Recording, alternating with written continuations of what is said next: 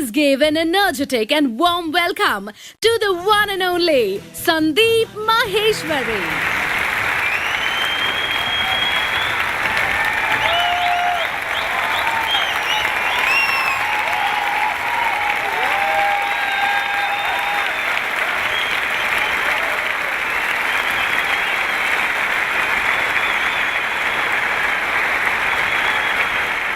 Good morning, everybody!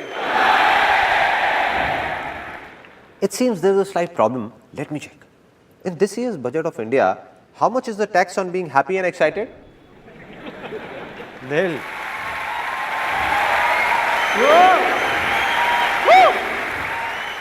Let's try it once again with full of excitement and a lot of happiness. Good morning, everybody! 2.5 years ago, an MBA college in Pune invited me to give a speech. I prepared the speech, mucked it up for a month and was fully confident about it. No problem. I went there and when I saw 400-500 people sitting in front of the stage, I forgot everything. Blank. Didn't know what to do. Then I took that page out, the one with the speech written on it, and entered a room right behind the stage and started mugging it up as quickly as I could. Just then, a girl entered that room. She asked, "So what are you doing here? You have a speech to give." I said, "Yeah, I know, but I'm just fine-tuning it." She could sense what was going on. She asked, "So are you nervous?" I said, "Nah, do I look nervous? What are you saying?" She just folded her hands like this and asked, "So you're not nervous? Then what are you doing in the ladies' toilet?"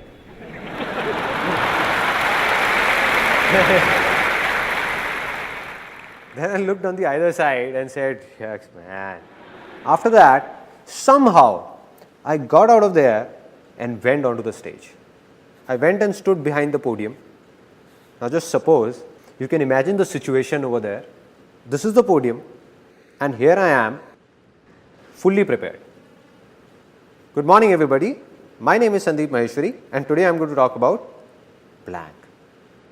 1 second passed by, 2 seconds, 10 seconds. Every second seems as long as a year.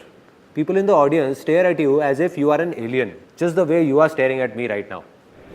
As if I'm gonna do something different. But I'm just one of you, no? So just kept standing there, completely blank for almost 1.5 minutes. A student of that college sitting in the audience shouted, "Come on, sir, you can do it." It shook me up. I said, if he's saying, maybe I can do it. Finally, I started speaking, somehow finished that speech and got down. So this experience taught me 2 important things about life. That if I can do it, a guy like me, whom people in the family said was shy, unconfident, I was a complete recluse with no friends in school and lonely. So if a guy like me, who was an introvert back then, can come on this stage and speak in front of thousands of people, let aside those 2 hours, even for 5 minutes, then anybody in this world can do anything.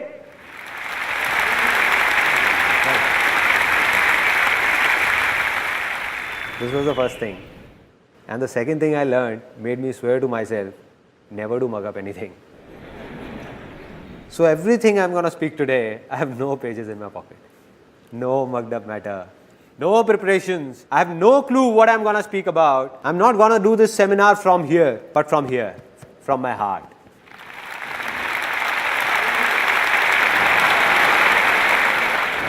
Anything I feel will be coming out directly. No filters in between. Nothing. Are you all excited? Now, your excitement level that was here has reached here. I'm going to make 3 such big commitments that your excitement level will surge from here up there, right through the roof. Okay, the first commitment, that this day is gonna be one of the biggest days of your life. One of the biggest days. And you won't be able to forget it. Never. And I'm not only saying this, I'm making a commitment in front of thousands of people whom I don't even know. And even if a single person says that this day was not that big or was not that good, then he or she can let me know at the end of this seminar and I'm going to apologize to that person in front of everyone for wasting his or her time. This was the first commitment. Now the second commitment. A lot of you people sitting here would be thinking, Okay, there must be something in it for us, but tell me what's in it for you? Why are you doing all this? What's the catch? Wherever you would have seen the word free written, it has a small asterisk on top of it. Really small, the one nobody notices. And at the bottom, it is mentioned conditions apply. Similarly, there is a small asterisk that you missed. But at the bottom, it is mentioned no conditions apply.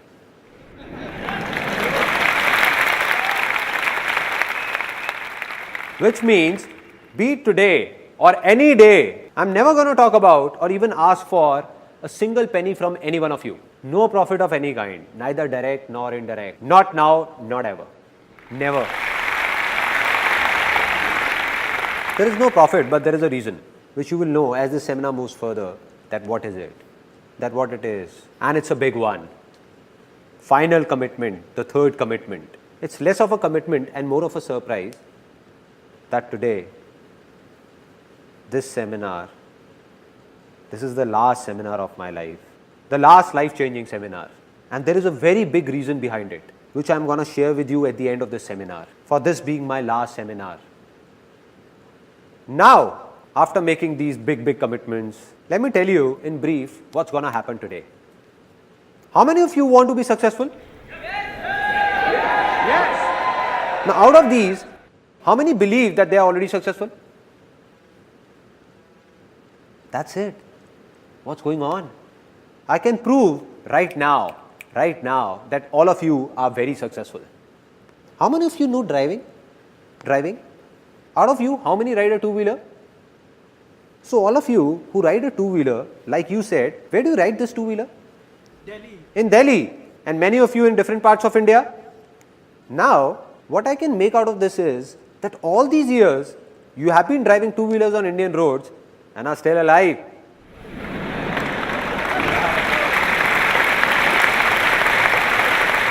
Isn't this a success? Yes, it is. And if somebody has a doubt, then just ask a foreigner to come here and ride a two-wheeler. Ask him. Let me tell you what will happen. The very next day, not even 10 days, the very next day, there'll be candles lit in front of his photograph. They don't put garlands, no? And somebody would come and ask his mother, I'm so sorry, how did this happen? And his mother would say, he made a big mistake. He didn't jump the red light.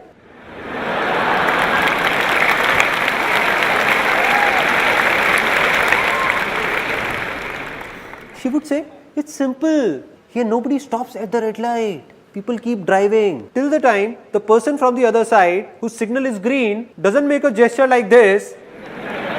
Yeah. Yeah, you brother. Yeah. Till that time, don't stop, son, don't stop. Just keep driving, keep driving, keep driving. But he didn't understand all this. He applied brakes and stopped at the red light. He stopped, but the bus behind him didn't and took him along.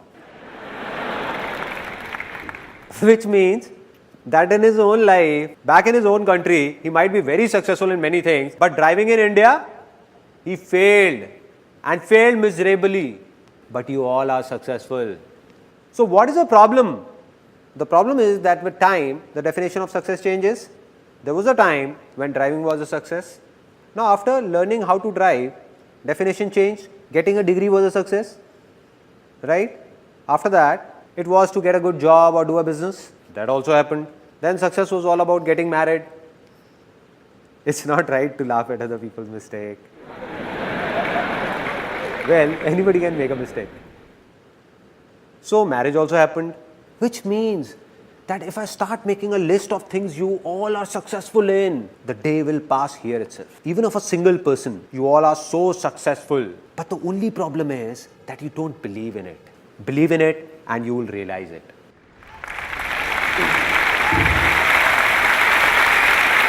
Only one person can help you or make you successful. And who's that? Can somebody tell me? Only you. Exactly. So this is what's going to happen today. All I'm going to do is make you remember that in those 90% things in which you are already successful, what did you do at that time? And once you recall those methods, the remaining 10% things in which you are stuck, all you need to do is simply apply these methods there also, and you will succeed in them as well. That's all. It's that easy. Now, there is a slight problem before we take this seminar forward, which I am not going to tell you, but show you, and you will tell me what the problem really is. Now, this is a box, and I want to put these balls in it. Now, let me give it a try. Oops, sorry. I didn't notice it. So, you know what's the problem? This box, imagine this box to be your mind, closed by a lid of your beliefs, everything that you would have heard and believed since childhood. So the moment I am going to say something that's against those beliefs, suppose I say something and you believe in something else, you will think he's crazy, let him speak. So nothing's going to enter inside. So what to do? Open up your mind so that something enters inside. So I request you all to open up your mind for the next 1.5 hours. Let it fill up with what I say. Then sit back and analyze what's useful and what's not. If you think something is just trash, just throw it out. And if you like something, keep it. But at least for the next 1.5 hours, just try and understand what I'm trying to say. Only then will something happen. Only then it will be worth it. So can I expect that all of you sitting here have opened up your minds? Yes or no? Yes or no?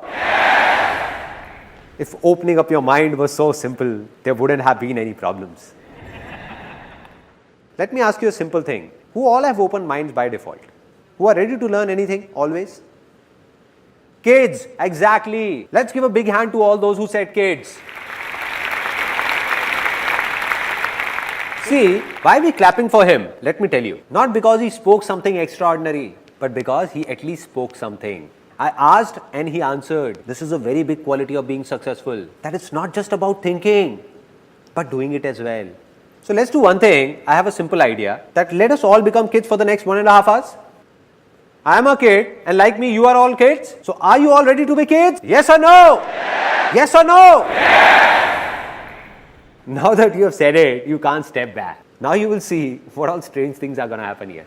Now we play a game that's called, pay attention, it's really funny. Sparrow flies, parrot flies, dog flies, cow flies, potty flies, piss flies. Now some of you are laughing. The ones who are have already become kids. And the ones who are not laughing, they have to be kids. Kids enjoy such silly things only. Kids enjoy this only. They don't enjoy mature talks. If somebody expects this seminar is about some complex lectures, so my friend, you have come at a wrong place. If I want, I can make this seminar so complicated that after listening to it, you will say, didn't get it. Must be something nice.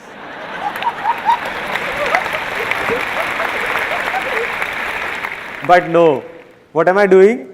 I'm just sharing my life's experiences with you. My life is easy, so I'm going to tell you how is it easy, why is it easy, and how can you make your life easy, not complicated. So, I'm going to ask you a simple question, and if your answer is yes, then put your hands up. If it's no, keep your hand down, and if there is a doubt, then stick it up till here. Alright, simple. First question. How many of you are male? Oh, some have not raised their hands till now.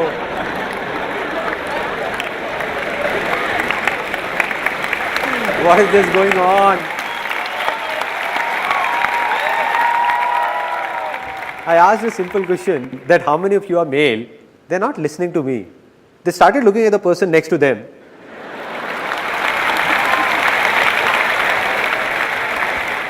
They are looking at his mustaches. That he also has mustaches.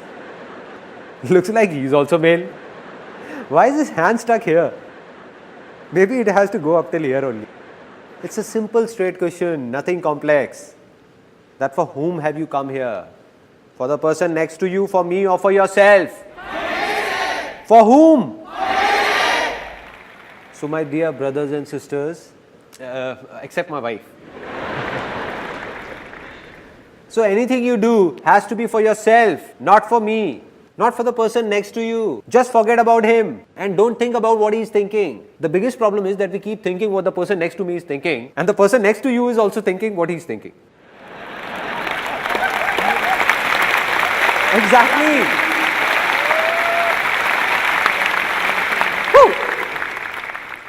Let's try it once more, this time faster. A simple question. Ready? How many of you are female? There is a gentleman sitting over there. His hand went up till here and then turned here.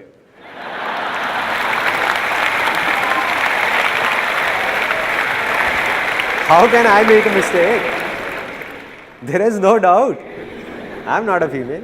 Have still not become kid, no. Still, there is something inside. Once more, we will do it again, fast, real fast. How many are male? Female? Male? Female? Female?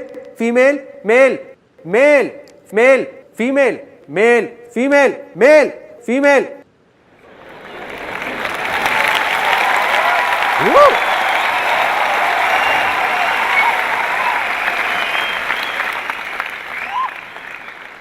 Now we all are enjoying, opening up a bit. Everyone.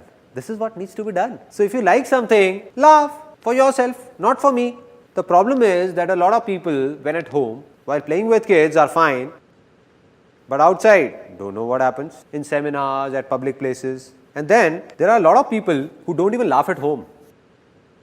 Their laughter, struck by the hard times of life, gets stuck. It stops. So I have given a name to such a laughter, and that's constipation smile.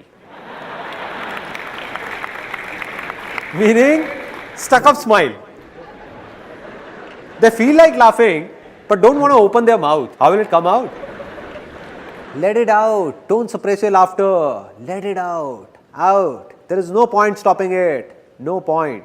So do what you feel like doing, because this day is not gonna come back. This day is not gonna come back.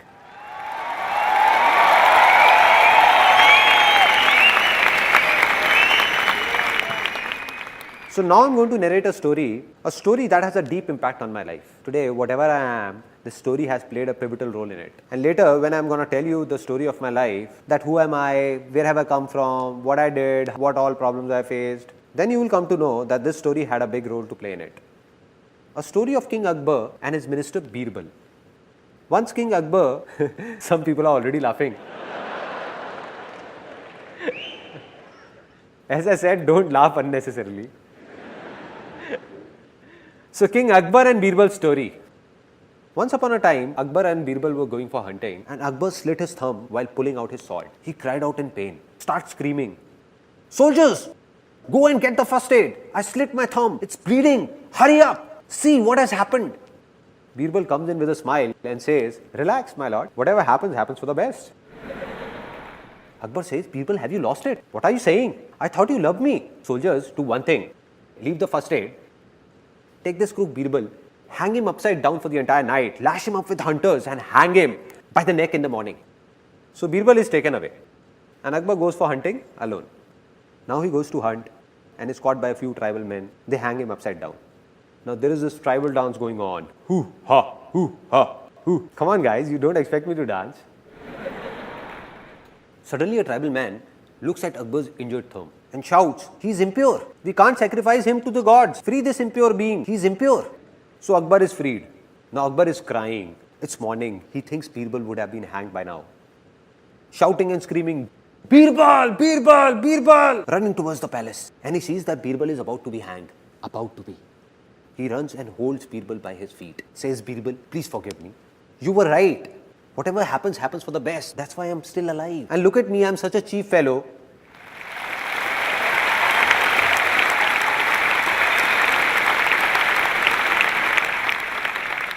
And look at me, I'm such a cheap fellow. What have I done to you?" But Birbal, all thrashed up, still insists, "No, my lord, whatever happens, happens for the best." Then Akbar, it's not over yet. Then Akbar is shocked. He says, "Birbal, are you nuts? What are you saying? What could be good in it for you?" He says that if I would have gone ahead with you, they would have sacrificed me instead.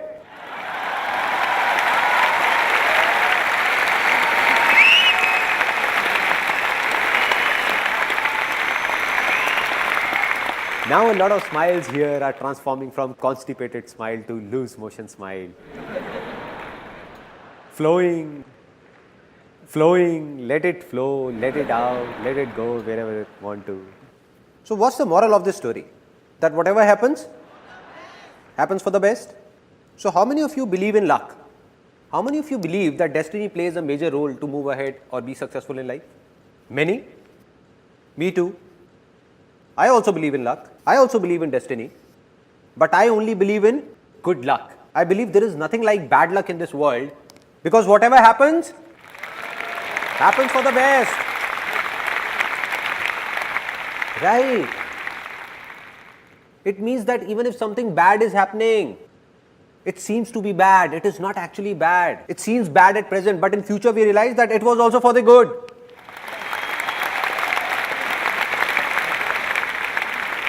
So are you all ready finally to see something, to listen to something that could be beyond your thoughts? Yes or no? Yes. Now see what could possibly be beyond your thoughts. This is the thing that I am talking about. Can all of you see it? No? How is it possible, man? How is it possible? In my hand, I am holding a row of 50 feet tall trees with thousands of leaves, countless fruits, and you can't see it? Some people can call them seeds also if they want to. Did I say something wrong? Are the tallest of those trees not hidden in the seeds?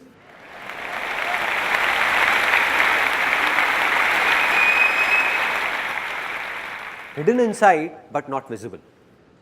And this seed will become a tree if it gets water. If I put these seeds in water, will they all become trees? Land. And that too, fertile land. If I take 1,000 of these and sow them in a barren land, nothing will happen. But sowed in a fertile land, all these seeds are trees. Simple. Just like this. Similarly, all of you who are sitting over here, I have already told you that you all are already successful in a lot of things, and of a remaining few things that you want to be successful in. The seeds are inside you. That tree of success is hiding within you only. All it needs is a fertile land. Exactly. Now will somebody tell me what that fertile land is? Anybody? Environment? Thoughts? A lot of people over here are saying a lot of different things, but most of you, as I can hear, are saying thinking. It's not thinking. It's not positive thinking. We keep talking about positive thinking. If we have positive thinking, we will be successful. In a single day, in everyone's mind, it has been proven scientifically, more than 60,000 thoughts emerge.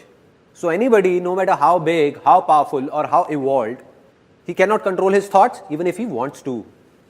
So it doesn't make a difference what you think. It doesn't make a difference what you speak or listen to. All that matters is what you believe. Because what you believe, sooner or later you become.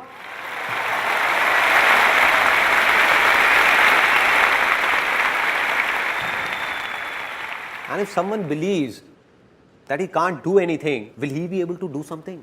No, never. And if someone believes that I can do it, then nothing in this world can stop that person. Yes or no? Yes! So simple, so simple. So what am I saying? I'm saying something big that might hurt a few people. That all of you who are sitting here, more than 90% of you don't even have a land that's fertile enough to sow the seeds of success in. That very land is infertile. Strange to hear, na? Okay, I'll not comment on you, rather share my own experience. Till the time I turned 18, as a kid, I believed I could do anything. But by the time I started growing up, grew up, there came a stage in life where I believed that I'm good for nothing. Which means my land became infertile. So why did this happen?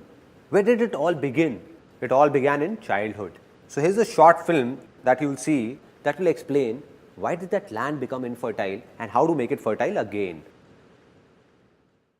Since childhood, don't know how many times you would have heard that you can't achieve your dreams. Like your dream of piercing through the clouds in open sky. But the dream ended the very moment you woke up. Because you were told that no matter what you do, you cannot fly. Just like me, you would have heard it a lot of times that life is not easy. Rather, it's very difficult. It's not a child's play. What if I tell you that all those people who told this to you were intentionally or unintentionally lying about it? And in this whole world, anybody who has been successful has done so by keeping that little kid inside him alive and not by killing him. That kid who is not afraid of dreaming, who learns to walk by falling again and again, who believes that he can do anything, who not only flies in his dreams, but in reality as well. So are you ready to become a kid once again? Because being successful is not a man's task. Rather, it is a child's play.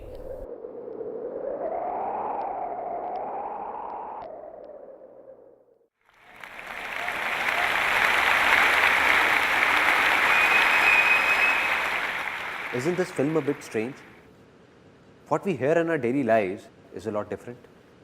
There, anybody who is successful or not successful says the same thing, that being successful is very difficult. One has to go through a lot of hardships, lot of pain. Like success is very, very hard to achieve. That he who is successful must have done something radical. But what am I saying here?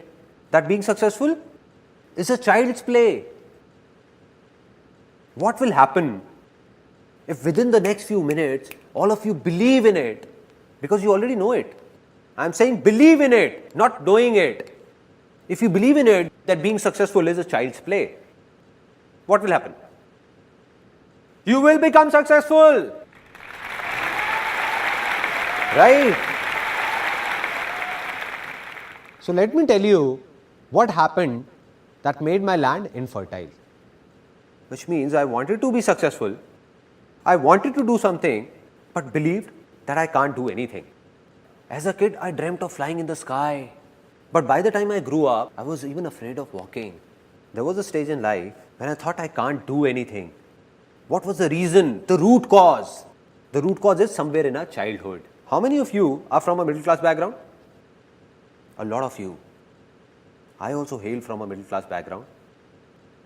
My family, we used to live in a small house, just a 2-room set.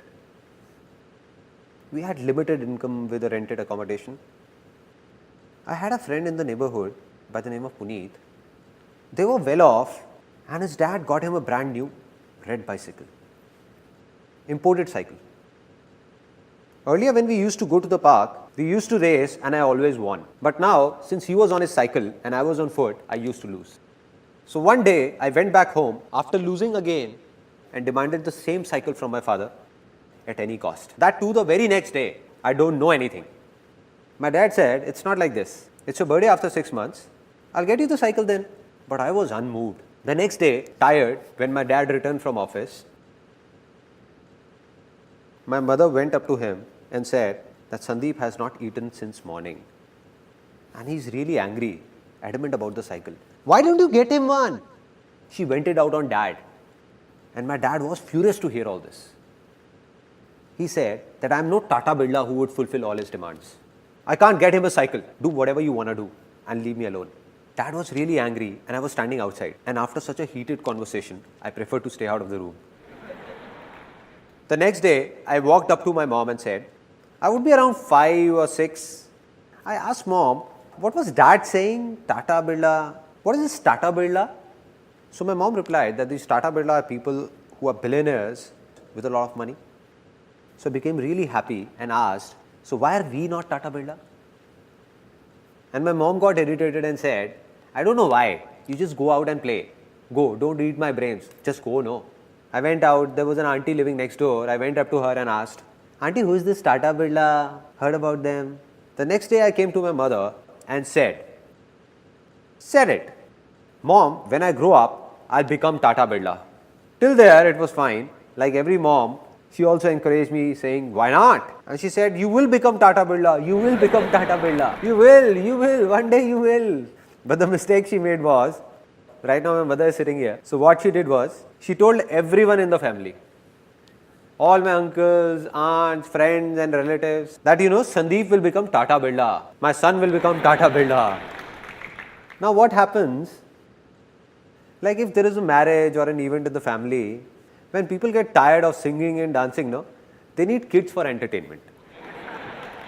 True? Right? Kids are called. Come here kid, come. Recite a poem. Okay, tell us, do you like your dad more or mom? What happens? And everybody enjoys. In my family, they used to call me. So my aunt used to call me, oh Sandeep, come here. Yes auntie, what is it? And she used to tell everyone, just wait, look, he'll speak. Now, with everyone eagerly looking at me, then she used to ask, Sandeep, what will you become when you grow up? And I stood there feeling shy, looking down, really shy. She prompted me again, speak up baby, speak up. Don't be shy, speak up. Tata Birla. Saying this, I would run away. And they used to laugh and call me later, kissing me, hugging me, and they used to say, ay, such a cute kid. Why not? He will become Tata Birla one day. You will know once he grows up. Innocent kid. If a kid from a middle class background says that he will become a billionaire, what will happen? People will laugh at him, no? Because we can't accept these things.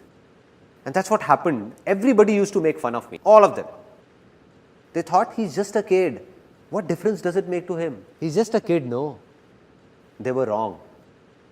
Because a kid understands everything. He doesn't understand a joke, but he understands when others are making a joke out of him. I didn't know what's Tata Birla, but I knew that everyone is making fun of me.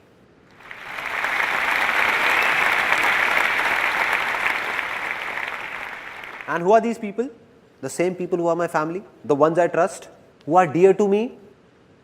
So I thought that if all of them are saying, then maybe they are right. How would I know? I'm just a kid. And by the time I grew up, there were many such incidents and talks. So by the time I turned 18, all I desired was a salary of 10 to 15,000 rupees. That's it. I still remember when I was 18 or 19, I went to someone for a suggestion. Every family has a person or two whose advice everyone seeks, right? Isn't it? Some of you are laughing. It seems they got the same advice as I did. So I went fully prepared, thinking that I'm going to this influential person, and if I goof up anywhere, then my family is not going to support me. So I went fully prepared for it.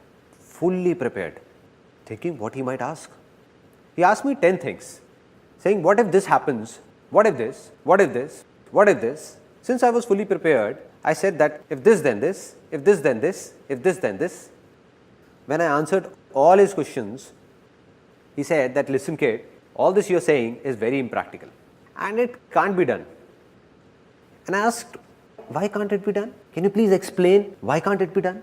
He got irritated because he was at a position where a kid who was a nobody came and questioned him that why is it not possible? So his ego took a hit and he said that, listen boy, you don't know anything about it. It's easy to say but very difficult to do. How many of you have heard this dialogue? Everyone. And that too, how many times? Have you ever wondered the impact of this simple dialogue on our minds? Or on that land that I was talking about? This word difficult is also a seed. Just like the seed of success that I was talking about, this word is the seed of failure. Anything in life, if you keep saying it's difficult, then after some time you will end up saying, it's impossible, it can't be done, the end. So this word difficult, what has it done?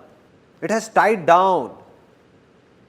It has tied down each one of us like a rope does. Just like an elephant in a circus who was tied with a rope when it was small.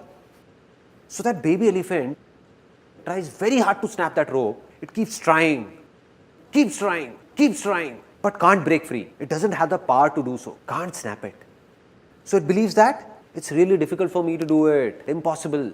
And now, when that elephant has grown big, if it wishes, then not only one rope, it has the power to snap 1,000 such ropes.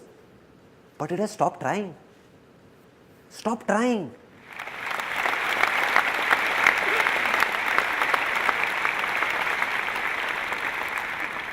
If someone sneaks in and whispers in that elephant's ear, that dude, you have the power, Just give it a shot. You can do it.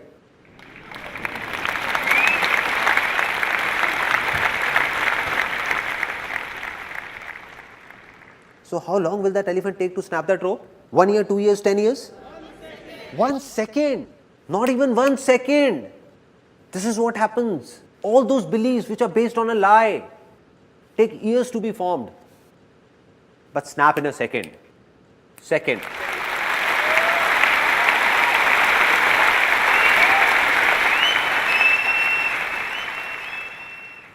So I'm giving you a few examples of how these false beliefs are broken.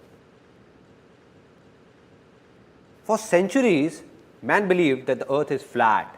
It's flat, flat. For thousands of years, people used to say it's flat. Then suddenly, a few years back, a scientist discovered that the earth is round.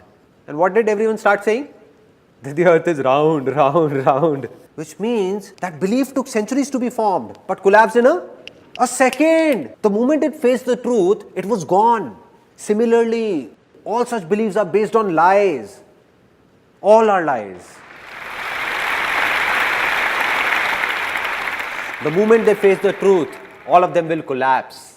And sometimes when they collapse, when they face the truth, some people get shocked while others take pleasure in it as well. Like it happened with one of my uncles. He had made a belief of his own, that my son is going to marry a girl of my choice.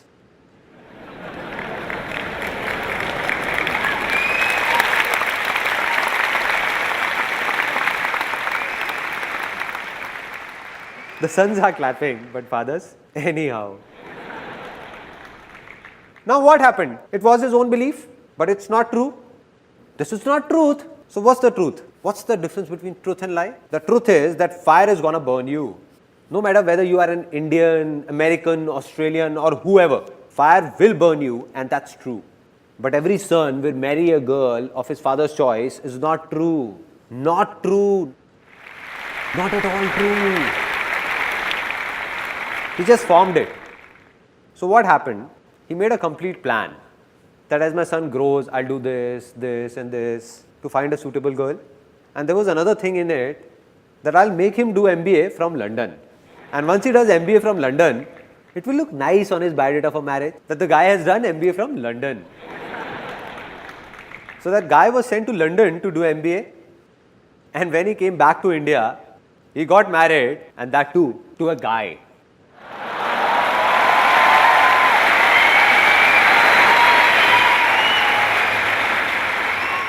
This is how false beliefs snap, like this. I'm not talking about right or wrong, but I'm just giving you an example. How these beliefs shatter.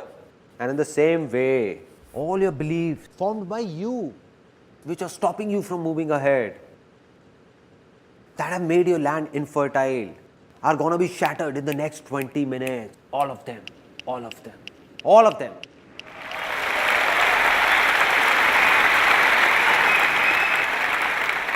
Because you are going to witness the truth. That rope is about to snap in a few minutes. So are you all ready to make your land fertile? Yes or no? Yes. So how many of you are into a job? Okay. Out of these, how many of you find giving job interviews difficult? Going for an interview gives you nightmares. Okay. So many of you. And how many of you find job interviews easy? Again, so many of you. It seems there is some confusion. How many of you find dancing difficult? Really difficult. How many find it easy? Out of you all, with your hands raised, how many of you can come on the stage and dance with me right now? How many? Oh, so many. Now, why did I ask this? Just to show you a contrast. For some of you, dancing is difficult even when alone. And for some, it's easy to dance even in front of thousands of people. It's easy. What a contrast. What a contrast. Similarly, how many of you find doing business difficult? Business as a name sounds difficult. Difficult? How many find it easy? Easy, huh? Now, there is an interesting saying in India that I can't relate to. That in today's time, doing business is very difficult. Now I don't understand that when did this today's time start and when will it end?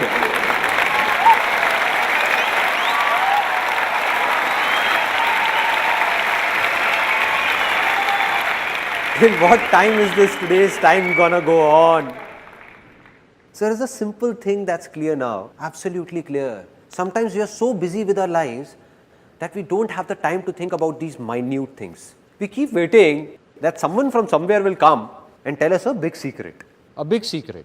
Or lightning will strike us, giving us that idea which will make us successful overnight. And we keep looking for that idea. Right? While the secret of success is hidden in these minute things and not in big philosophies. If we understand small things, big ones will also be understood automatically. And what is that small thing that I am talking about? That be it a job interview, be it dancing, be it a business, or be it anything in the world, it just seems to be difficult. In reality, it is neither difficult nor easy for those who believe it to be difficult for them. So today or tomorrow, it keeps getting more and more difficult for them. And for those who believe it's easy for them, it keeps getting easier for them.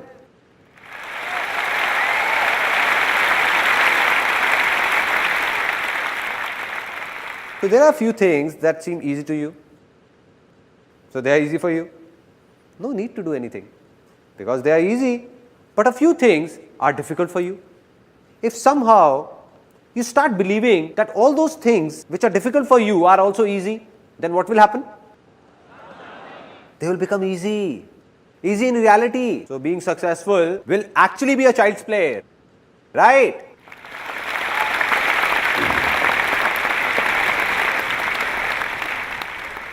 Now, let's get down to the basics, the roots, and see what is really happening down there.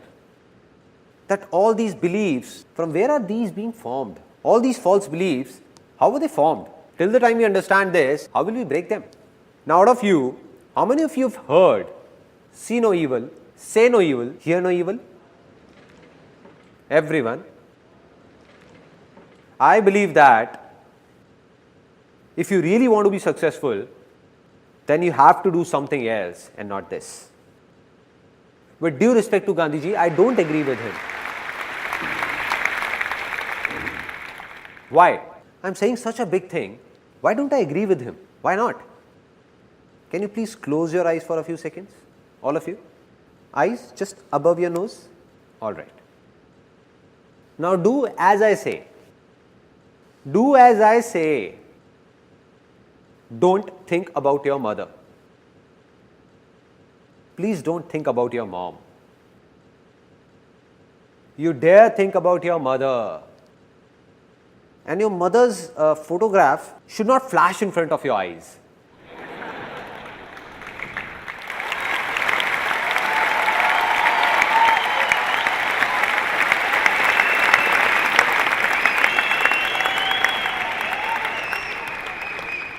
What all was happening?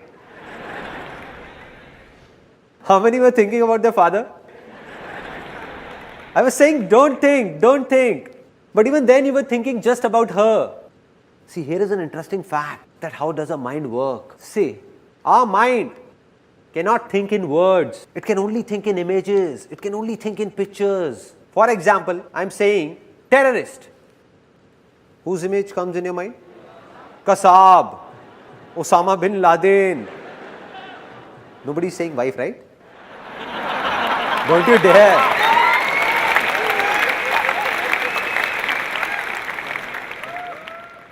Such images come to your mind. Mother Teresa. What came in the mind? A good image. Peace, right? Zupta. Any image in the mind?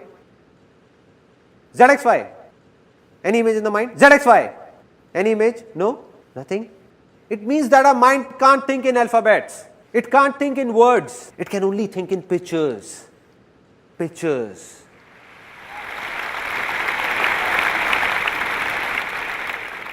So, nothing can be changed by just speaking about it, whether it's easy or difficult. Anything we want to do has a good image in our minds, we find it easy. And if it's bad, we find it difficult.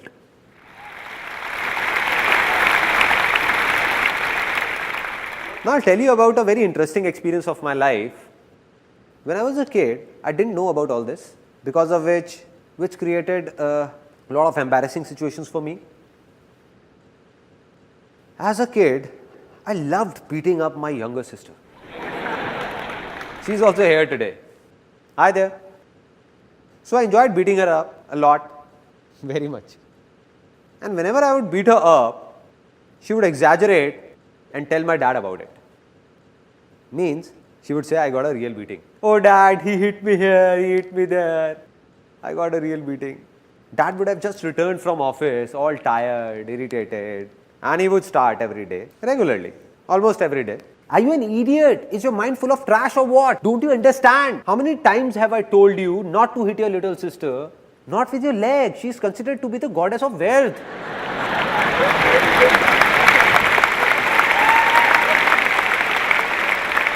But I never got it. At that time, when dad would be scolding me, I would look down and apologize, sorry, and the next day again. So there wasn't a problem till the time dad was scolding me. Problem began when mom entered the scene. Mom came and she used to pamper me a lot. She used to get scared looking at my dad's high temper. And she used to come and dad would be scolding me. She used to come and say, don't get angry, poor kid, spare him, don't get angry. And as mom started saying this, dad, who would be scolding me till then, would suddenly start beating me up.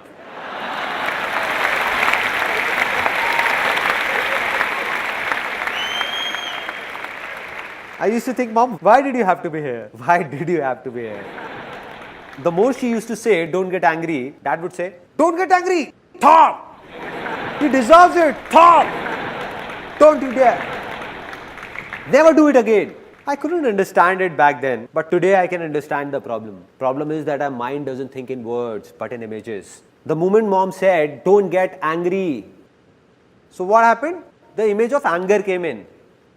Don't. Any image of don't? Nothing.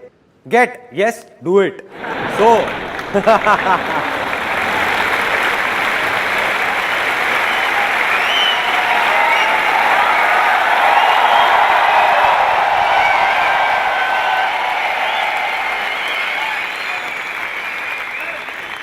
she came in to save me, but got me beaten up instead. Similarly, if we see two guys fighting, involved in a heated conversation, you don't know me, man, you don't know me. You don't know me, man, you don't know me. And somebody would come and say, don't hit him, don't you? No.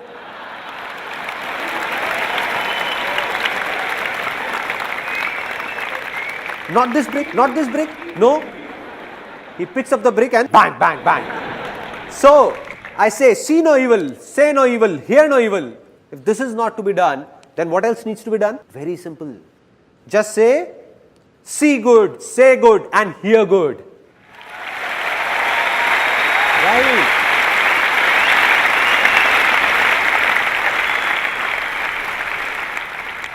But it is also not something new. Everyone knows about it. And this is called positive thinking. Everyone is talking about it. Anywhere you go, to think positive, think positive, think positive. Does it make a difference? To some extent, yes. To some extent. Because positive thinking is like allopathy and not Ayurveda. It's a temporary relief. What does allopathy say? If you have a problem, take a medicine and cure it. Medicine and cure. What does Ayurveda say? That you make your body so healthy that you don't need to take medicines at all. That's the difference. You will read a positive book or go to a pleasant place, the effect will last for some time. It's absolutely true, and it applies for this seminar as well. That its effect will last only for some time.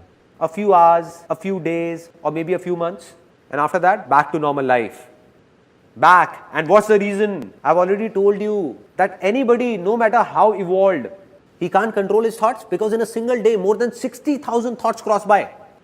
And if you seriously want to do positive thinking practically, see, here is an interesting fact. Then either you have to go to a mountain and leave this world. No newspaper, no television, no talks, nothing at all. Just go there and control your thoughts. This one is positive, nice. This one is negative, or no. Negative. So, I do believe in positive thinking, but not that much. It has its own role, but a very small one. It can't remove problems from the roots. The second solution is that there are a lot of negative words in the dictionary. Remove them all from your vocabulary. Means you don't have to speak them. Because if you only speak positive words, something good will happen with you. But are these two things practically doable? Is there someone who says I can control all my thoughts? Anybody? So what needs to be done? What's the solution? It's simple. If I tell you to let those negative words in the dictionary be, don't remove them. Don't control your thoughts as well. Just take one word that is the root cause of all your problems and failures. The root cause. Take that one word and throw it out of your dictionary. Can you do this much? Yes or no? Okay, for anyone, be it us in India or someone in America or Canada or anyone in any corner of this world, what is the biggest success of life for them? The biggest. Name, fame, money, happiness, health. Absolutely, let's give a big hand for him.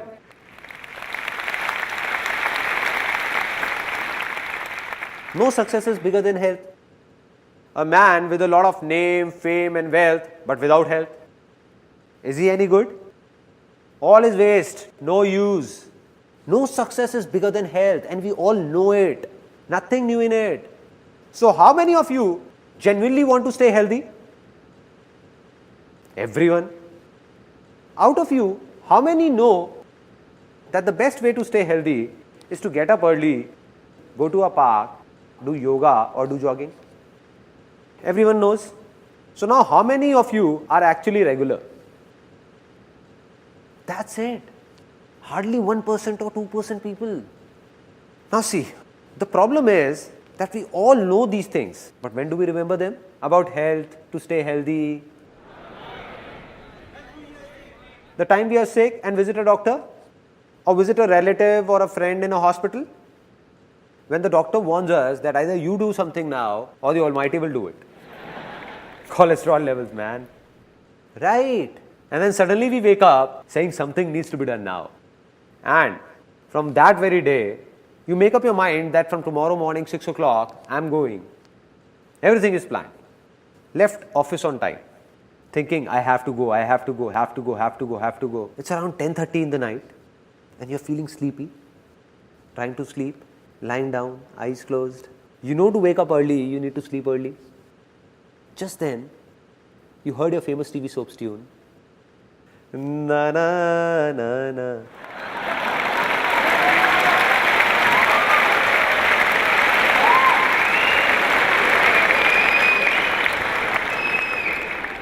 And the mind got lured towards it. You got out of bed. Okay. You got out of bed saying half an hour hardly matters. Let me watch it. And sat in front of the TV. Relaxing. Relaxed. Mood changed. All that health mantra is gone. Forgotten. It's around 11 o'clock, now again surfing channels, got freshened up, and by the time you came back in bed, it's 12 a.m. It's 12 o'clock. Now, when you lie down to sleep and you're about to sleep, what's going on in the mind? The thoughts that it's 12 already, getting up early is really difficult. And as soon as you think this, the mind, what it does is, it starts working as branches of trees. You give it a signal, it will make 4 branches come out, then 8, then 16, then 50. It means that the moment you signaled that getting up early is difficult, the mind will bring forth 1,000 reasons as to why is it difficult. 1,000 reasons, which will not be true, self-made by you only, created by your own self. Like, for example, the mind will be saying that, dude, I have tried it earlier as well, nothing has changed.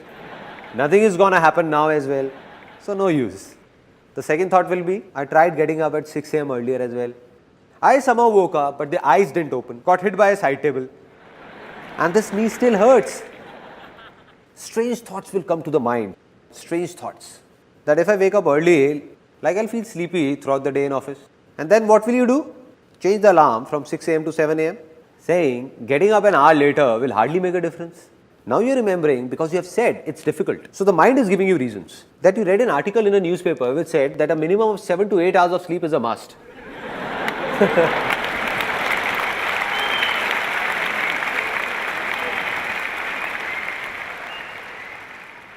Apart from this, some people's reasons are even stranger. Like one of my friends, I told him that from tomorrow morning, you come along with me and let's go jogging. He said, I'll not go in the morning, I can go in the evening. I said, why? Why not in the morning? He said, I go to the park in the morning and I see that man and I don't like his face. I said, what kind of reason is this? Now the solution of this problem. And it's really simple. That very moment when this thought comes to you, when you're just lying down, all you need to say is that no matter how late I sleep in the night, getting up early is easy for me. It's easy.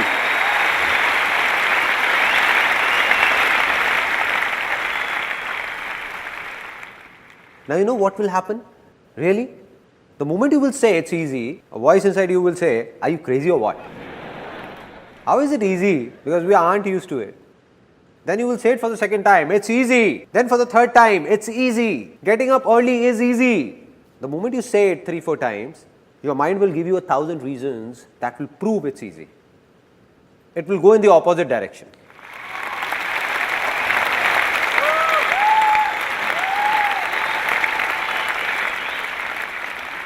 At that time, mind will be filled with some other reasons which will be completely different from the previous ones. For example, the first one will be, come on dude, I just have to get up at 6, not drill through a mountain.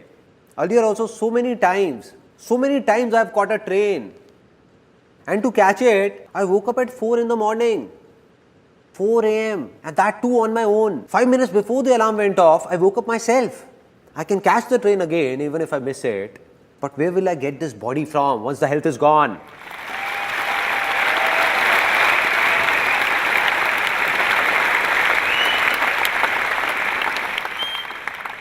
Can you make out the difference? The difference between positive thinking and this? In positive thinking, someone from outside is trying to make you positive and the negative thoughts inside you are stopping him. The moment you say it's easy, you're yourself trying to be positive. Nobody from outside is doing it. Rather, your own mind is doing it. Now, this is what came to your mind. And apart from this, the second thing that came was that earlier you were thinking that you will feel sleepy in the office. There is nothing wrong in it. But just see how the perspective changes. Your mind will think, so what? Even if I feel sleepy, I'll have 3-4 coffees extra and then I'll get used to it. Finally, the biggest of problems, the one that my friend had. Maybe you also relate to it. The one my friend had. That if I go to the park in the morning and I'll have to see that man's face. So now when you will say it's easy, you will not see the neighbor's face, but his beautiful wife's.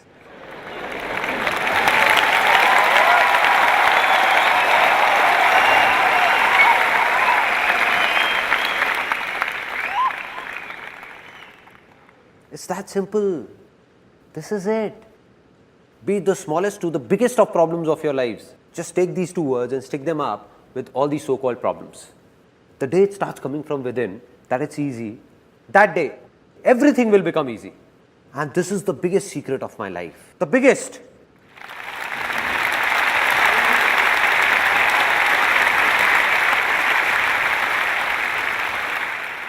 There was a stage in my life when I thought that I'm good for nothing. I can't do anything. Nothing at all. Went to a call center for an interview, don't know where all I went, did what not, but didn't get a job. It was a stage that if someone would have offered me 6,000 rupees for which I would have to work for 12 hours, slogging for the entire day, doing heavy loading jobs, I was ready. There were such major problems in my life. At that very time, an exactly similar moment came in my life. The same moment that's going to come in your lives in some time. When I watched someone, just the way you're watching me now, I saw someone who appeared to be just like me. Exactly like me. 2 eyes, 1 nose, 2 ears. I said he looks just like me. And when I heard him speak, a voice came from inside me. Nobody said anything, it came from inside. That if he can do it, so can I. If it's easy for him, then it's easy for me as well.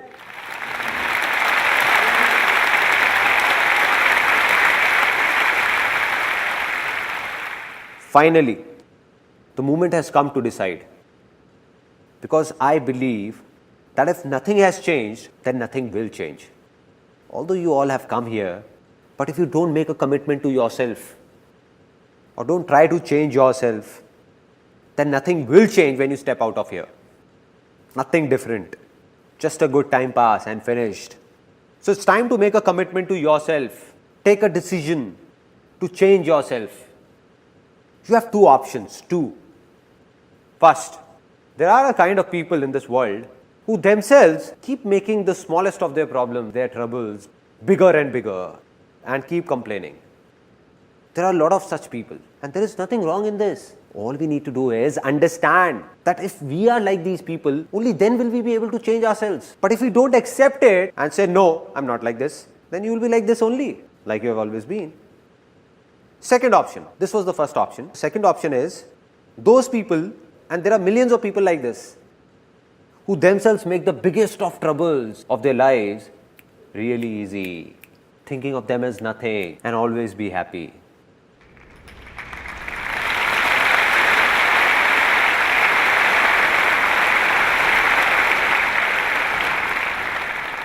So what have you decided that from now on, will you be happy or just complain? Be happy. Now, the moment I was talking about has arrived. I'm going to ask you a question from the bottom of my heart, and the ones whose inner voice comes out, for them, the land has become fertile. Fertile. Anything that was past has passed. Let it pass. But today, do you believe you can change your future? Yes or no? Yes or no? Yes or no?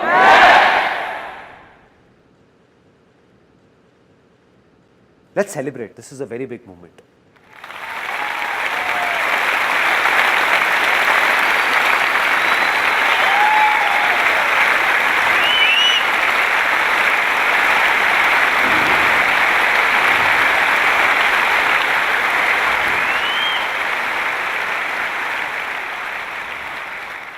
And I'm not just saying this, I can give it to you in writing, signed if you want.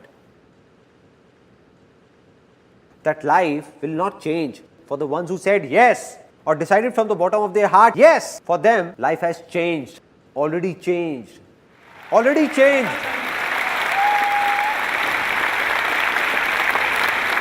The land has become fertile. Done.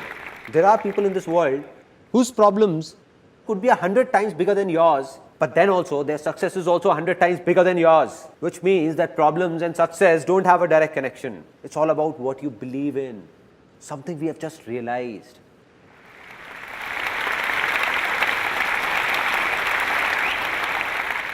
Now, just a small task to do. The land has become fertile, but no matter how fertile a land, if you don't take good care of it, what will happen? It will be barren again, back to being infertile. So what we need is a plow to keep tilling that land. A plow. And now what is that plow? It's easy. Exactly. Don't underestimate its power. It has changed my life. What needs to be done is that anything you want to do in life but believe you can't do it, just attach these two words. It's easy. And then see what happens. I'll give you an example what happens. How many of you are students? Students. Okay. Many would be engineering students also. How many are engineering students? Engineering students? A lot. Now what happens inside an engineering college? Leave alone the top engineering colleges like IITs, other top colleges, number 1, number 2. But not many students get admissions in these. And they get admission in a college which is not highly ranked. Now what's the general discussion in that college? And after taking admission yourself, you're cursing that college all the time. This college has this problem, that problem. You're told about so many things while taking admission. And now they're not doing anything. This is bad, that is bad, that is bad. And the worst is the placement cell of this college. All the students, all of them are saying that a degree from this college, leave alone any MNC, will hardly manage to get us a rupees 6,000 job. Right? This is what happens. Such strange talks are going around everywhere. And we also start doing it. What you need to do is leave aside everyone else. Whatever they do, if you want something different, something good to happen to you, then you'll have to say, to hell with the world, I'll pass out from this very college, and to get a job in India's top multinational company for me, it's easy.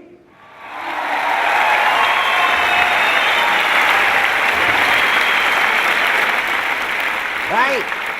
Let those 99% people say it's difficult. Let them do a 6,000 rupee job. Let them fight over it. I'll get into a top company. Now what will happen when you say this? From outside, you will say it's easy, but the inner voice will say it's difficult. Again from outside, you will say it's easy, but the inner voice will repel, saying it's difficult. The day your inner voice says it's easy, inner voice from here, that yes, it's easy for me to get a job in that company, within some time, I can guarantee this, you will be sitting in that company.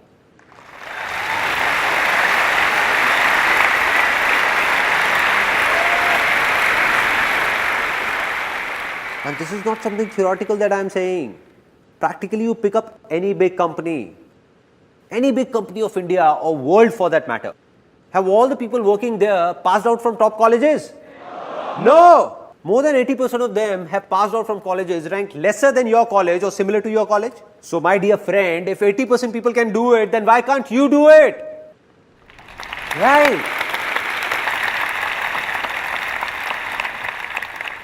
When you say it's easy, then you will see millions of people who have passed out from even lesser grade colleges and have opened up massive companies in their own names. Right? Now, till here it's clear, our land is fertile, we have got a plow, but if we keep sitting and just say, it's easy, will something happen? Nothing will happen. Means something needs to be done. It's time to do something, to decide what needs to be done. Without this, nothing will happen. Now, this is where a lot of people get stuck. Some say, there are a lot of options, what do I do? They say there is a confusion, what to do, what not to do. Many of you. And then there are those who say, we don't know what to do. We don't have an option, zero option. Right? Two kind of people. And now, to decide what to do and what not to do, saying it is easy, but doing it is? Some of you said it's difficult. It's easy, right? See, there are only two options. Only two options. Very simple. First, to listen to your outer voice. And what is this outer voice? What others say. What others do. What did he do that made him successful? What is he doing? Or asking for advice from someone. Like what should I do? Or what career to pursue? Once a guy came to me and said, please tell me an interesting business to start. I said, these days, space tourism has great scope. I said it very seriously. He asked, what is it all about? I said, nothing, you just buy a rocket, take people in space and take them to moon. He said, why are you joking, man? I said, who started it first?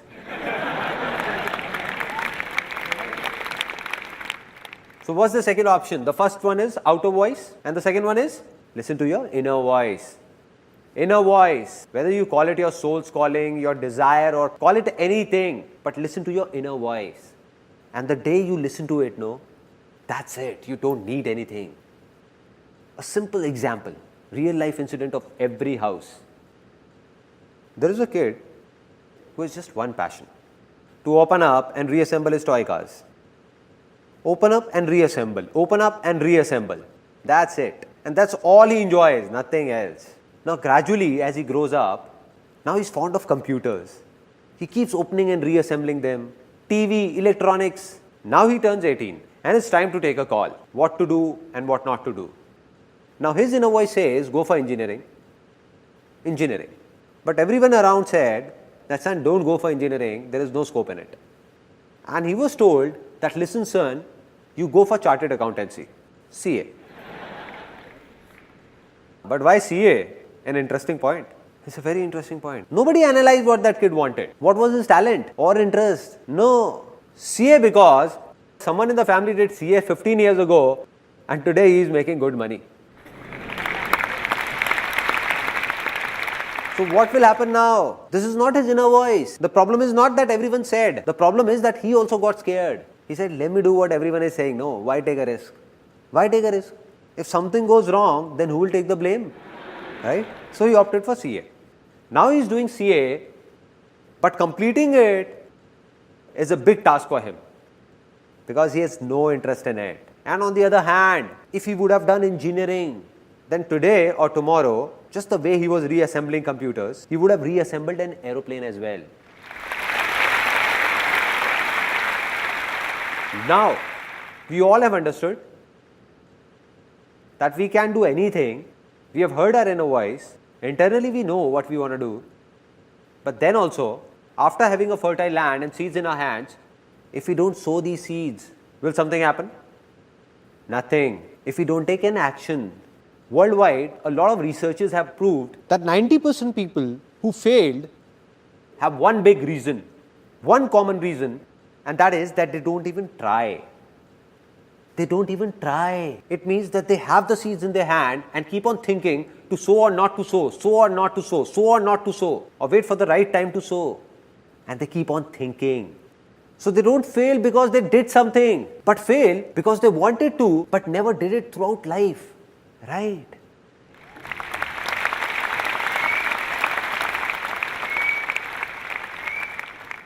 Now we understand that the problem is not taking an action. Let me ask all of you, why don't we take an action? We know we have to do this, still we don't do it. Why? It's one word, one word. Fear. Risk. And that's completely genuine. I'm not saying it's wrong. It's completely right. Because we are not alone. Today your inner voice says, I must do this. You also have your family, your house, kids and everything. How will you do it? There is a risk involved. Rubbish. All rubbish. I don't buy it. Why so? Because there is nothing known as risk in this whole world. God or whoever created this world didn't make anything by the name of risk. It is man who is creating risk for his own self. We are ourselves creating risky situations for ourselves and are getting scared of them. A little kid who is just born. We tell him impatiently, everybody encourages him to run. Run kid, run. What will happen to the kid? He'll break apart. He'll fall. Right? It's risky. But if that kid is given time and he is told to start by crawling, slowly, slowly, then walk holding a finger, then walk and then run. Is there a risk then? Not at all. Yes or no? No. Here is an interesting thing that happened with me 5 years ago. One of my friends came who had done MBA finance. I asked, what's up man? He said, nothing man, it all looks fit, but life is shit. I said, what happened? He was actually very tense. He said, I'm not happy. The 9 or 10 hours in office are so suffocating. I have no interest in this finance field, no. And it's really bad. And by the time I come home, I take all my frustration out on my wife and everybody. I just lose it and get irritated. I said, okay, it seems that you need to do something else or think of something else. So he said, that's why I've come to you. And I asked, what have you thought of? He said, man, but will you be willing to help me? I said, come on man, just say it. I'll do whatever I can. So he said, I think I should learn photography just the way you did. Will you teach me? I said, that is fine. I'll teach you. But why do you want to do photography leaving finance aside? Why photography? Any reason? He said, because you do photography and stay very happy. I said, great. So it's decided. You come to my studio from tomorrow. I teach you photography. But do one more thing from tonight. Start eating bitter gourd as well. Some fresh bitter gourds, nicely cooked. He said, what are you saying, man? I said, it's clear, no. It's clear. I stay happy by eating bitter gourds as well. So do everything that I like to do.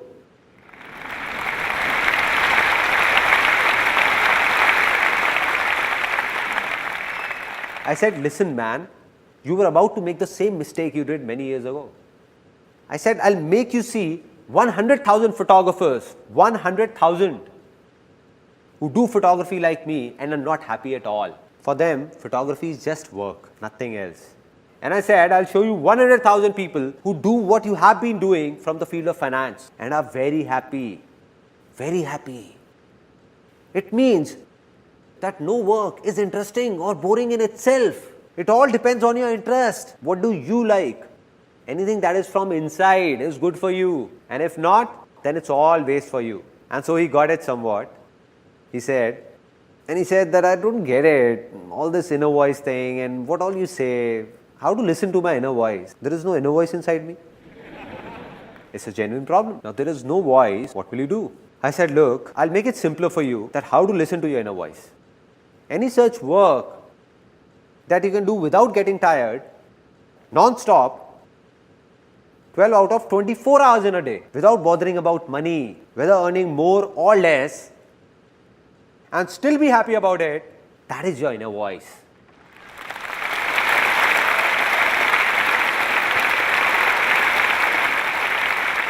So he smiled a bit. I saw his eyes lit up. He smiled and said, "This is great, man. But there is only one such work that I can do for 12 out of 24 hours. I said, "What is it?" He said, "I am very fond of eating." I walked up to him and touching his bulging tummy, I said, "Well, I can see that."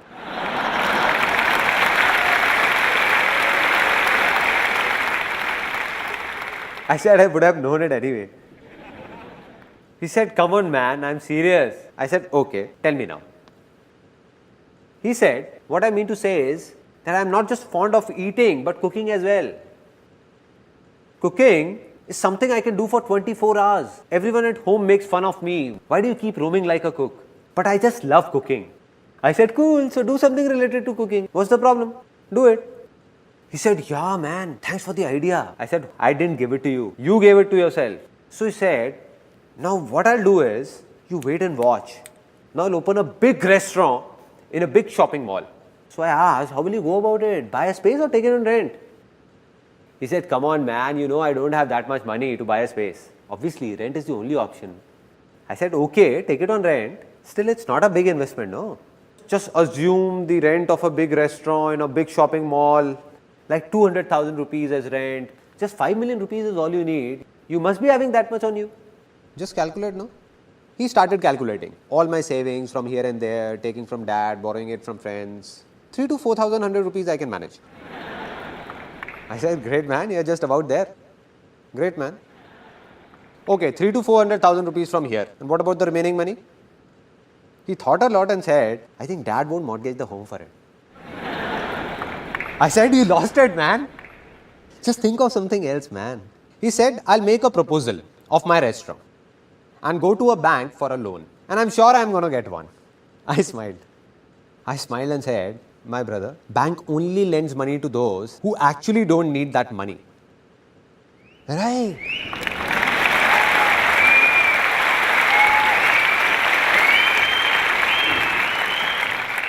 "On what basis will you apply for a loan? On what basis?" He said, "Yeah, man, I think you're right. I won't get a loan. So what to do? I think it's really difficult. Leave it." I said, "Why is it difficult?"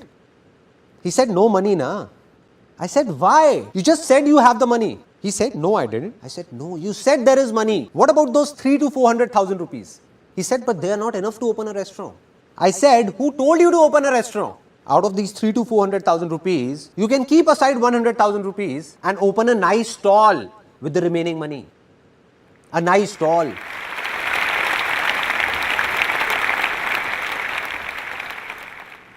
He said, "Come on, man.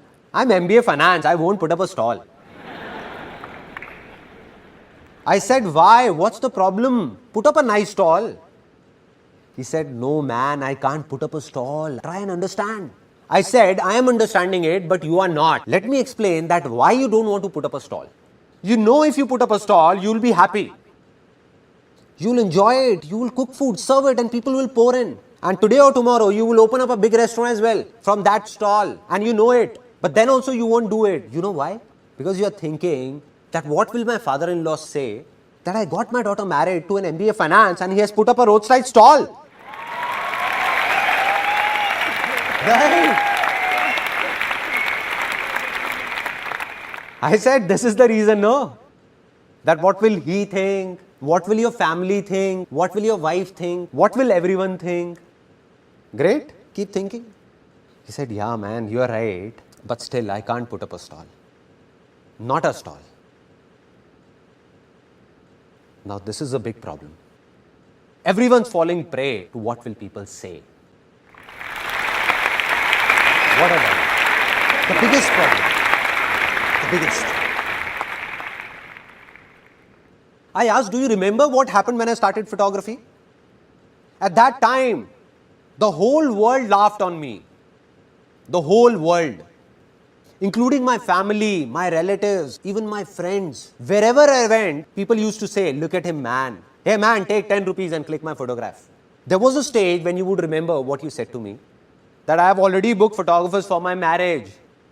But you can also come and click a few photographs. If at that time I would have thought that what will you think or others like you would think, then I would not have been here today.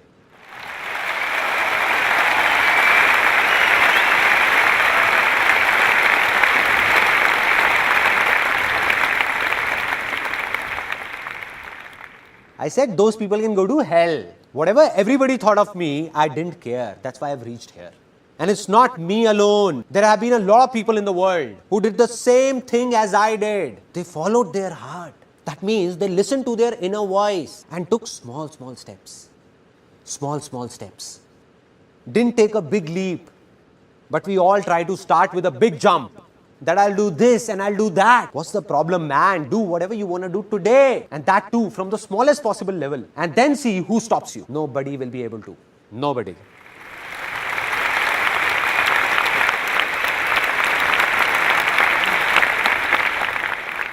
What we want is that here is a seed in our hand and somehow it should grow into a tree overnight. A fully grown tree within a year. That's it. Is it possible? No. So what's the right way? To sow the seed. Take small steps in the beginning. Never try to force it out. Take small steps. That is, neither to run nor to stop. Just keep walking. Keep walking.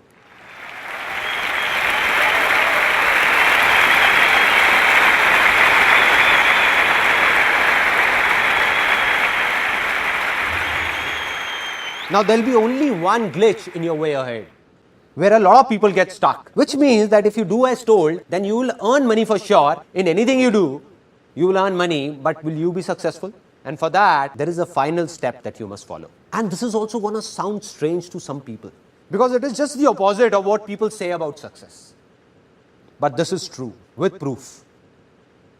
You made your land fertile, sowed a seed, that seed has grown into a tree with a lot of fruits on it. Now if you lose it and say that I'll eat all these fruits alone, not give them to anyone, not share it with anyone, what will happen?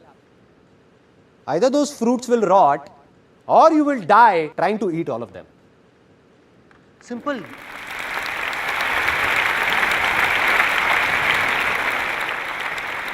Now here's a story that has a deep impact on my life. Two farmers in a village used to do similar kind of work. Both died and went to God. When they reached, God asked them, so tell me sons, what do you want to be next? What do you want? So the first farmer, full of frustration and anger, started complaining, what God, what a pathetic life you had given me. I had nothing on me, nothing. Look at what you did to me. Whole life passed working like that ox in the field, working. Whatever I earned, people used to take it from me. Nothing stayed with me. Nothing stayed with me. So God, in my next life, please make sure that I don't have to give anything to anyone. Rather, everyone should give me money from everywhere. Everywhere. God said, so be it, son, go. The second one came, God asked, what do you want? He said, God, you gave me so much. I have nothing more to ask for. A good family, a nice work, a nice village, no shortage of food ever. I never slept hungry. But there was just this one thing missing in life. At times, a few hungry people used to come to my door asking for something. Just do something that nobody should go hungry from my door.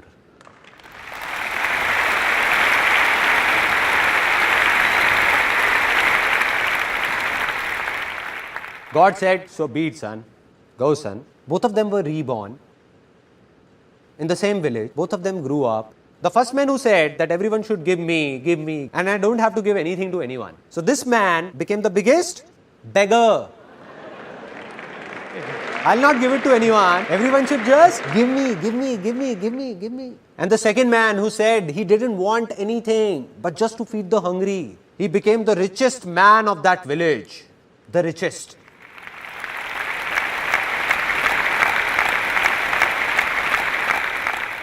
It's simple. If you want to stay happy, then there is only one way. Spread happiness. Spread happiness.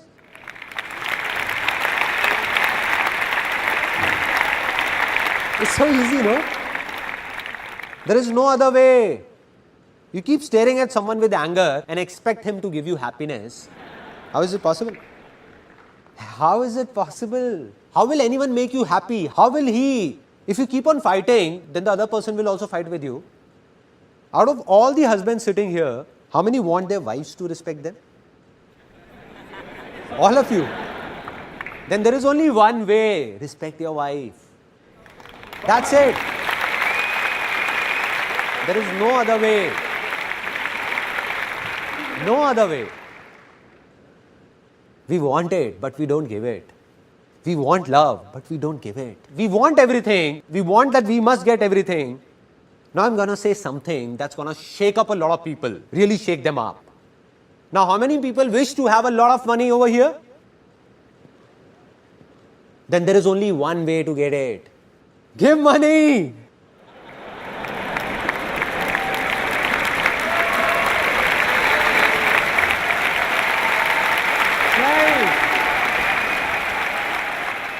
Some of you are not clapping, looking at me very seriously, thinking that I'm going to come up with a box. 10 rupees, 10 rupees, 10 rupees, 10 rupees, 10 rupees, 10 rupees, 10 rupees, 10 rupees. Giving money. How can someone give money? There are strange things that we believe about money. And that too rooted deep in us. No father, no brother, only money together. Right? And some people actually think it's true. They're fighting with their parents, with their brothers and sisters, only for money. For money. I'm not saying that money is not important. That would be impractical to say. It is very important. Very important. But money is only as important as fuel in a car. Neither more nor less.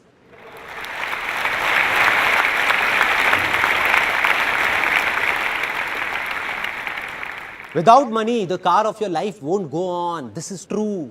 But how many of you drive your real car or bike just for fuel? Just to collect fuel? Take the car to the pump, buy fuel, keep it inside. Take it in the car, take it in the car, from here in the car. How many? Anybody? So what happens when it comes to money? Why are we stuck there? And that's where we make a mistake. Why? Because a lot of people in the world are doing it. So we think maybe this is right. When everyone is doing it, then it must be right. We know this is not right. Filling every corner with fuel, fuel, fuel, fuel. So much fuel that there is no place for anyone to sit in the car. No place to even breathe. One day a slight spark will burn everything up and we will perish in that fire.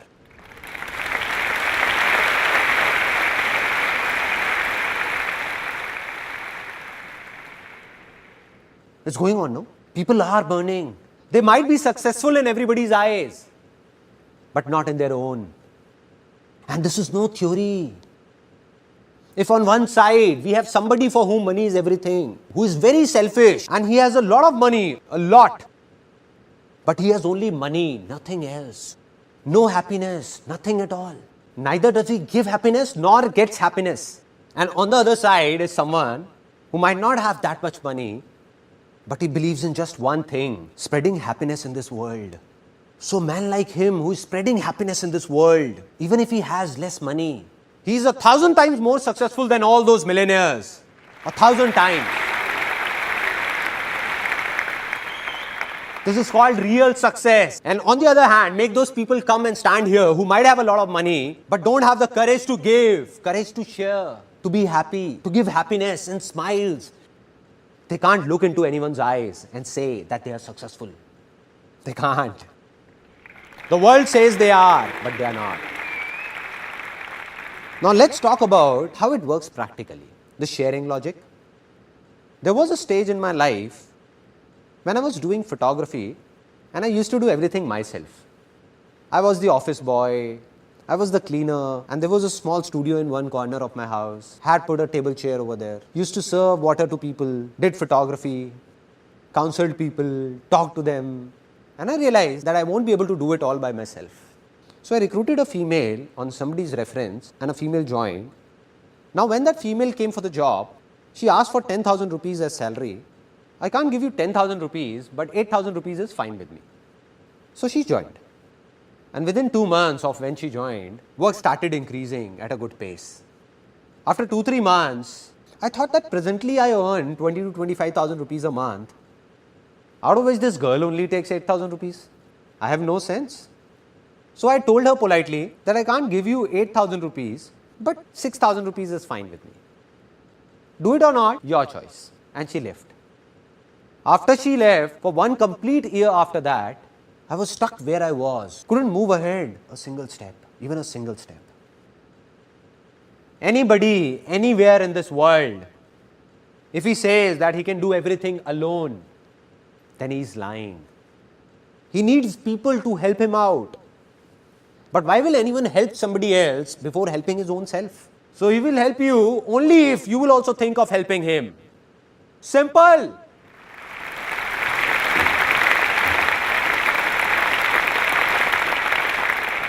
Let me ask you a very simple question. If there are 2 companies, so out of those 2 companies, the first company, while taking your interview, makes false promises by saying that we will give you this, don't worry, all will be good. But when you go and join, it's completely opposite. Like there was nothing about paying extra for overtime. No, this won't happen. That won't happen. This won't happen. You have to do this. You have to do that. If you want to do it, fine, or leave the job. Making you work for 12 hours, 10 hours for an 8-hour job and not even paying overtime. There are such companies. On the other side, there is a second company that does exactly what it promises. An 8-hour job means an 8-hour job. Work extra and overtime is paid. Everything said will be done. Apart from this, it also thinks about you. So which company will you join, first or second? Second. Now should I tell you something, honestly? That all of you who said they will join the second company, those very people, if decide to open up their own company, they will end up being like that first company.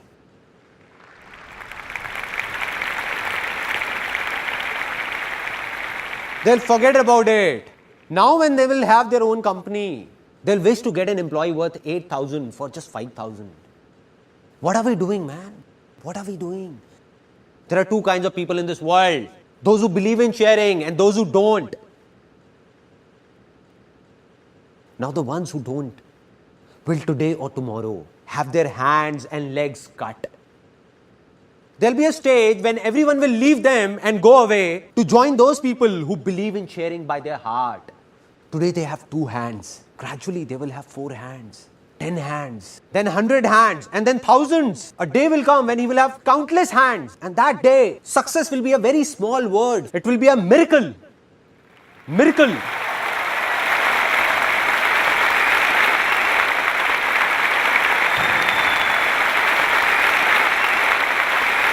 People will say impossible. How did this happen? How can this happen? How did this happen? How can he in such less time? How can he do it? How can?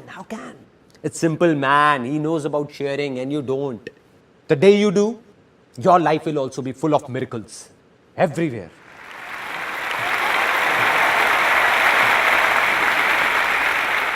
Now, the tree of success has a lot of fruits and we are sharing them. Knowing more fruits will grow. We are sharing. So you have become successful. But now the question is, who am I? What's my story? As a kid, I thought I could do many things. But as I grew up, I thought I couldn't do anything. And there were a lot of reasons behind it. Out of which the biggest reason was that when I was in 10th standard, some major problems hit our family. My dad had a business of aluminium from 20 years in partnership with someone that closed down overnight, because of which our financial condition became critical. We had no clue what will happen now. Nobody had a clue. And my father went into a bit of depression as well. And there was a strange atmosphere in the house. Everybody was worried, what will happen now? I was studying, what could I do? Now there are 2 things that happen in these kind of situations. 1, there are families that break apart, fall apart. They start fighting within themselves. And 2, there are families that come together. Our family chose the second one.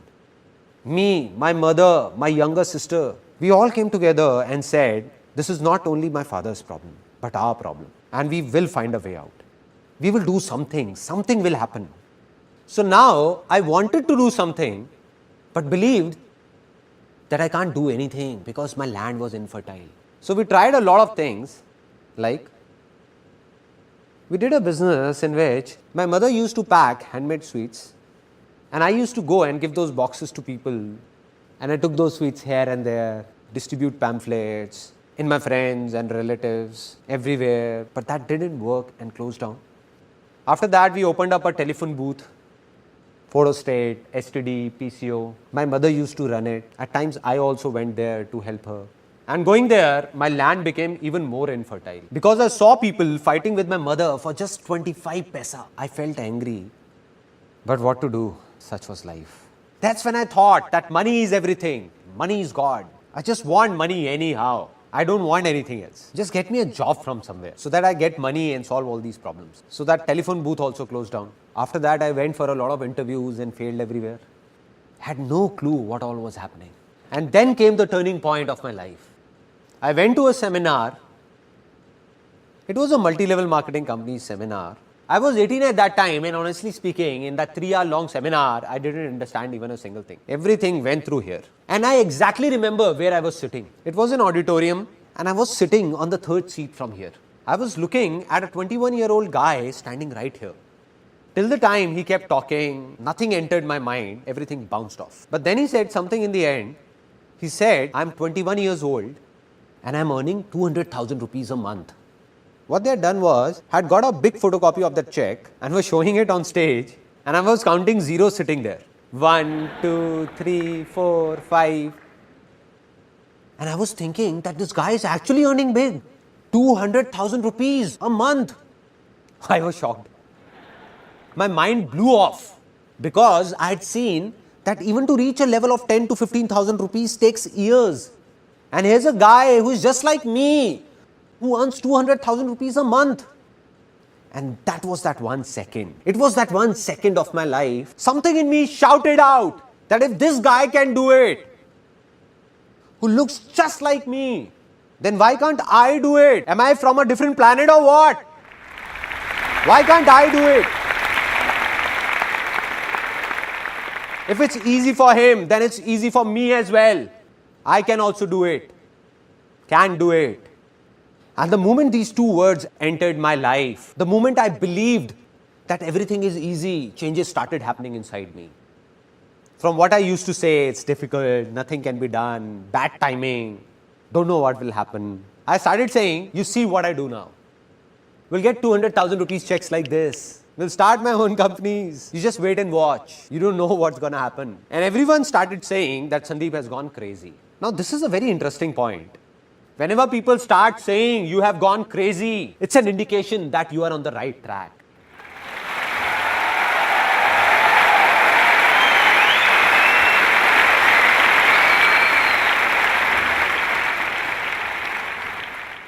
A tinge of craziness is a must. And that's what happened. I became crazy, started saying strange things. I started feeling from within, it's easy. Land became fertile. 1 step complete. Now the second step, to discover what to do. Now there were 2 voices, outer voice and inner voice. I saw that man on stage and looking at him, I said, I want to be like him. If he's doing this, then I'll also do this and earn 200,000 rupees a month. But it wasn't my inner voice, all outer voices. So I took around 20-25 people to that company and nobody joined. In fact, the ones I took ridiculed me saying, where did you take us? And how much will you give us out of your 200,000? So I failed badly. And there were 2 reasons why I failed. 1, it was not my inner voice. And 2, I didn't understand sharing. I was taking people there, not for their benefit, but for my selfish reasons. As an 18-year-old, all I thought was to solve my own family problems. To hell with these people. So I couldn't fool people. So back then when I failed, was it my good luck or bad luck? Bad luck, no. How can it be good? As per that time, it was bad luck only, no? But this is the very mistake, because nothing is bad in this world. Because whatever happens, happens for the best. Success comes from experience, and experience comes from bad experiences. Which means that success can only come to you with experience, and experience can come to you only through bad experiences, not with good experiences. Right. And this is what I understood. When I went to that company, it was not a waste. Although I failed financially, but I got to know about a lot of good things and started understanding them. Different things entered my mind that I understood that yes, I understood that even failures are useful. So I didn't feel sad. After that, I heard outer voices once again. Again, I made the same mistake. I was told by my relatives, family members, don't know seriously or not. They told me that Sandeep, you have got looks of a hero, man. And I thought so many of them couldn't be wrong. I heard the outer voice and went to become a hero, to be a model.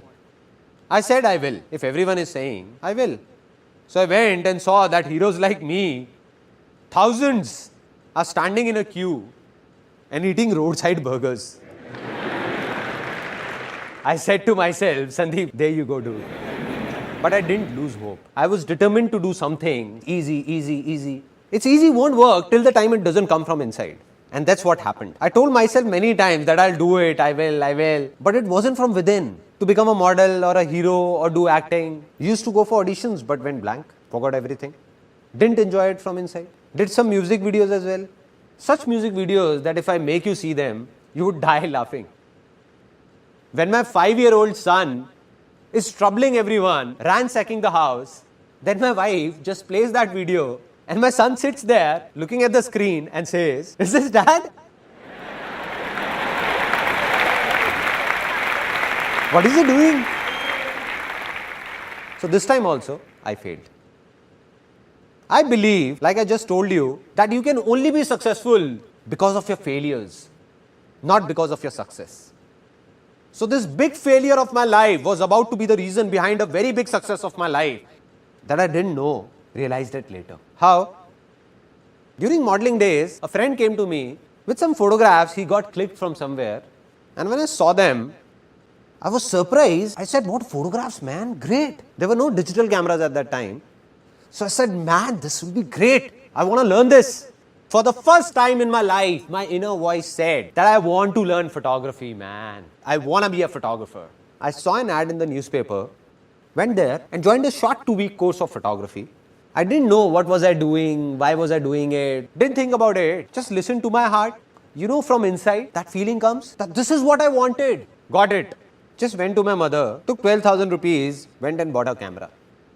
Started clicking photographs of my relatives, friends, everyone for free. Didn't have a clue what I was doing.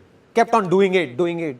Now, what happens is that even when you listen to your inner voice, that you will move in that direction.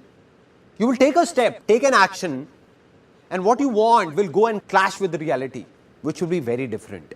I wanted to become a very good photographer, but the reality was that thousands of photographers in India who had learned photography for 1, 2, even 4 years, and even they were not able to do much. And what had I done? Just a 2-week course. So I wasn't a very good photographer. Bang! This was the turning point where one of my failures turned into success for me. Between all those photographers and me, there was a small difference. What I mean is that I had failed in modeling, but they had not. When I used to struggle as a model, I knew that 90% modeling agencies were fraud. So what I did was, I made a list of 70-80 fraud agencies and 10-15 genuine modeling agencies and started circulating it to everybody. That this one is fraud, and this one is genuine. And people started liking this. After this, I gave a small ad in the newspaper, free portfolio. And everyone came. A lot of people came. I told the truth. No tricks, no lies, straightforward. I said, look, I'm not a very big photographer or a great photographer. I've just finished my course from here of 2 weeks. So one option is that you get your own film roll, get the processing done, and your cost will be this much, 3,000 rupees. Or the second option is that I do everything for you. Now, if I go to any wholesale market, so the same film roll you get for 150 rupees, I get it for 50 rupees. And in this complete exercise, I'll get 1,500 rupees. So I said, we can do it as you wish, that way or this way. So they said, we don't have any problem, you only do it. We'll be spending the same amount. See, this is what I've always believed, and will always believe that if you want to do anything in life, tell the truth. Don't confuse anyone.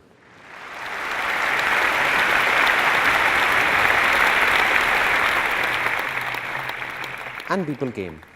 I still remember that I had spent 4,800 rupees on that first ad, because of which 7 or 8 people got their portfolios done from me, and the first income of my life, 15 to 20,000 rupees, came from here. This was the first success of my life.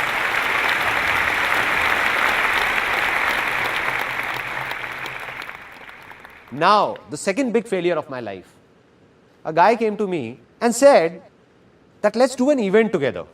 Let's do a New Year party. They're in fashion these days. Everybody's doing it. Now my inner voice said that I wanted to do an event for a long time. I said, okay, I'll do it with you. No worries. It's just that I don't have the money on me. He said, you don't worry about the money. I'll take care of that. You just execute it. I said, okay, it's a deal. I'll work for a month, organize the party and do everything. Investment will be yours and we will share the profit equally. He said, okay, done. He gave me 15,000 rupees and I distributed those 15,000 rupees to everyone. I paid to the banquet guy, the DJ, caterer, all of them knew me. I went myself and paid some advance to the printer, got the prints made, like stickers, posters, went to some universities and put them around, like banners and all. Now the problem occurred when just 3 days before the event, that guy came to me and said that I can't give you any more money. I said, but we have to give the money because I have to make all the payments, or else they know me and will catch hold of me only. He said, it's your problem, drop the event. I said, no. So then I arranged the money from somewhere, borrowing it from my friends, 5,000 from here, 2,000 from there. I collected all this money and made all the payments. The event was executed and it was a big success. It was the night of 31st December 1999. This event was named Disc 2000. The new era of 2000 was about to begin. All the money was inside a bag. I went to that guy and said, okay man, let's do one thing. Let's calculate how much you and me spent and divide the profit equally. He said, what calculation? Which money? He just took that bag and went away with his friends. Since that day, I haven't seen him around in my entire life. What would have a normal human being and not an alien done in such a situation? In such a condition? Would have cried? Become worried? I felt happy because somewhere inside I believed that life's experiences comes from bad experiences, and I felt happy and said, wow man, this is it. Such a bad experience. What else could be worse than this? I felt happy. And my mother, who is sitting here, would remember when I came back home at 1:30, I put the music on full volume in my room, on full volume, and started dancing alone. Dancing. My parents came in and said, what's up son? Seems like your event was a hit. I said, don't ask how big a hit. Just don't ask. And when I told them that this is what happened, I got a lecture for 30 minutes. They said, you are very innocent, dumb. You trust anyone easily. Anybody can make a fool out of you. And why do you believe in what anybody says? I said, no. There must be a reason behind this failure. Maybe today I'm not getting it, but someday I will. And the day I'll get it, life will change for sure.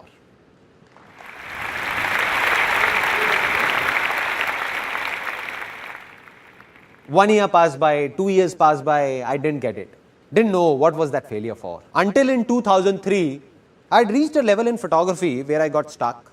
The problem was that in photography, it's not only the work but the name that sells. It means that no matter how good I was, but because I didn't have a name, so all those people who got their photos clicked by me were rejected by modeling agencies saying, what trash. What an amateur shoot. Who is this Sandeep Maheshwari? Lives in a cave or what? From where is he? Get yourself clicked from a good photographer. So they used to come back to me saying, what's up? What have you done? What a bad shoot. Here, have a look.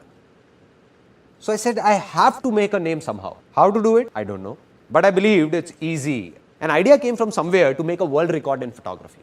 I went to Limca Book of Records, met the chief editor, and I remember I was sitting, me this side, and she on that side of the table. I had already taken an appointment. She said, yeah, tell me. I said that I want to make a world record in photography. She said, okay, so what have you thought of? I said, you tell me what needs to be done. Because somehow I managed to reach there, they could not throw me out. So she said that, look, it's not that easy. You have to do a lot of things. So it has to be something very big. I asked like, she said there are two options. Either you make India's record or world record. I said forget about India, tell me about the world record. How will I make it? So, she narrated a list to me. She told me what all is needed. At least 10,000 photographs need to be clicked. No two photographs should look similar. All should be different. Our moderators will be present there. A minimum of 100 models need to be hired, and this must be done within 12 hours. And after that, when the film rolls will be made, we will check the contact sheets, and if everything is okay, then your name will come in Limca Book of Records. You will get the certificate. I said, okay. Anything else? It will be done. I gave her a date saying that on this date of the next month, this world record will be made. I had no clue what will I do. As I was leaving her office, she said, Sandeep, just 1 second. I said, yes, ma'am. She said, I recommend you to hire an event management company for this. The moment she said an event management company, tuck. I said, madam, here is an event management company in front of you, DISC 2000. So that big failure of my life was about to turn into a big success. And from there I got the confidence that I will make the world record. And when I told my friends about it, they said, what are you saying, man? You will create a world record? You will hire an event management company? Spend 300,000-400,000 rupees? I said, no event management company. I'll do it myself. They said, okay, models. You need 100 models. And one model will charge at least 5,000 rupees. Do you have that much of money, 500,000 rupees to give to the models? I said, I don't even have 10,000 rupees. I don't know how or what will I do. I don't have it. But I said, this world record will be made. They said, no. I said, yes, it will happen. I kept saying, it will, it will, it will. And when we ask from within, we get answers. And I got the answer. A model was sitting in front of me. It was a very interesting moment. He said, I don't have this much money for the portfolio, but I can give you 500 rupees. I said, no issues. No issues, my inner voice said. I said, I'm making my world record. And you just give me 500 rupees. Your photos will be clicked. My world record will be made. And you will get a portfolio in just 500 rupees. Any problems? He said, no problem. I spread this message across. People queued up after that. Somebody is making a portfolio in just 500 rupees. A portfolio otherwise made in 30,000 rupees is being done in just 500. A total of 122 models came. More than 10,000 photographs were clicked in 10 hours and 44 minutes. No two shots were similar. The whole event was managed by me. And at the end of the day, my world record was made.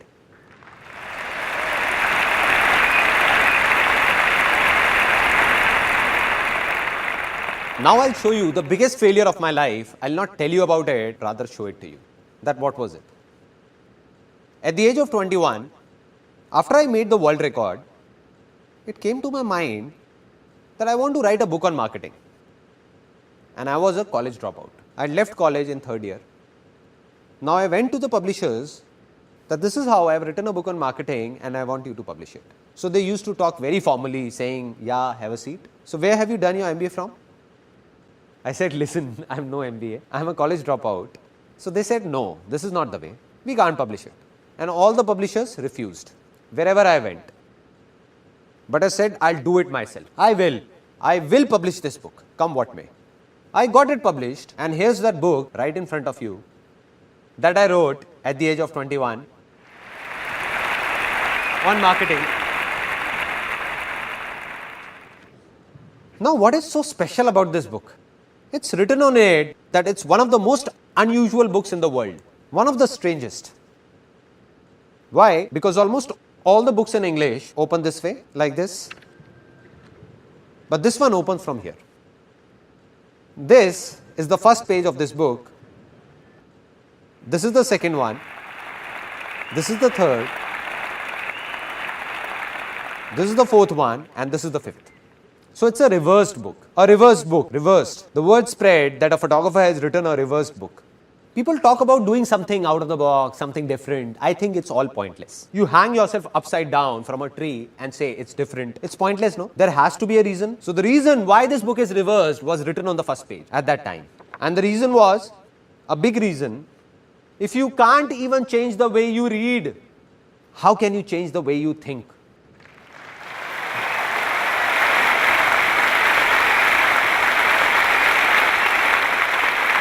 That is, if you can't even change the simplest of your habits, how will you change your life? Just leave it. This book is not meant for you. And that's what happened. People took it seriously. They said, okay, if you don't want us to read it, so be it. Out of the 1,000 copies I got published, just 150 got sold. And the remaining 850 copies were taking a lot of space in the house because it was a small house with a studio and all of us packed together. So my mother gave them to a ragman. So a decent failure. Maybe you will see some grams wrapped in the pages of that book. Failure, that too a big one. Didn't know why this happened. Not at that time, but today I know. This book failed, but to write this book, I read countless books, and while doing so, my fertile land got plowed so many times, that everything became easy for me. Right.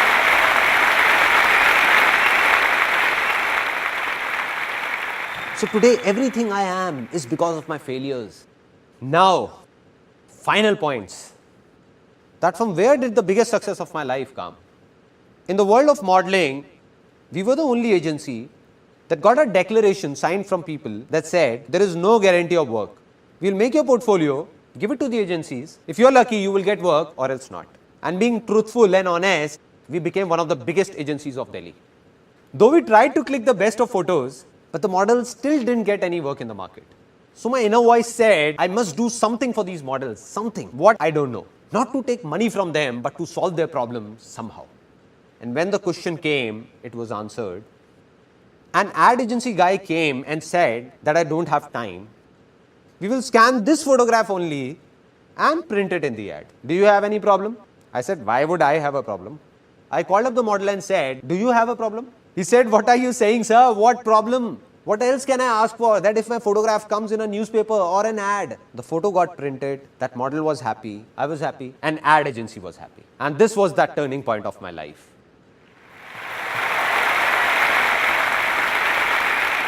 That's when the calling came that this is what I want to do. And this is what I did. I'll explain it to you in brief that all the ads around you that you see in newspapers, magazines or hoardings, almost all the brands in India, the photographs seen in them are ours. Those companies buy them from us.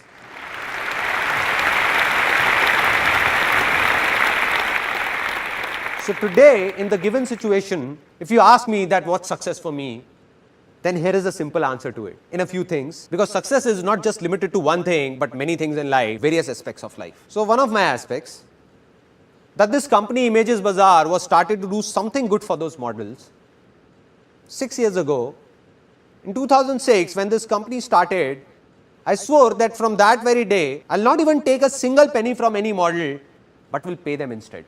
And till date, thousands of models have worked with us, and not even one of them can say that we have taken a single penny from him or her. Rather, we have paid them. This is success for me. This is success for me. And this is the reason our company has no investors and will never have one, because investors won't be able to understand all this. What will they say? They will say, you are crazy. Being such a famous production house of India, one of the biggest, doing so many shoots, and that too genuine. If you ask the models to pay you 50,000 rupees, they will not even ask why and put the amount on your table. But we will not take it. Not today, not ever, never. Secondly, what is success for me? I narrated an incident of that female whom I told to leave. The one who asked for 10,000 rupees, I gave her 8,000 rupees and then told her to leave. When I got stuck, that day I decided that from today onwards, if I hire anyone, then I'll never tell the person to leave. Never. They can go by themselves if they want to, but I'll never ask them to leave. 8 years, 10 years, 12 years, 14 years, everybody is still there. In our company, faces don't change. All are still there. So success for me is to share everything with my employees and do all that I can do and go beyond any limit to keep them happy. Any limit. This is success for me.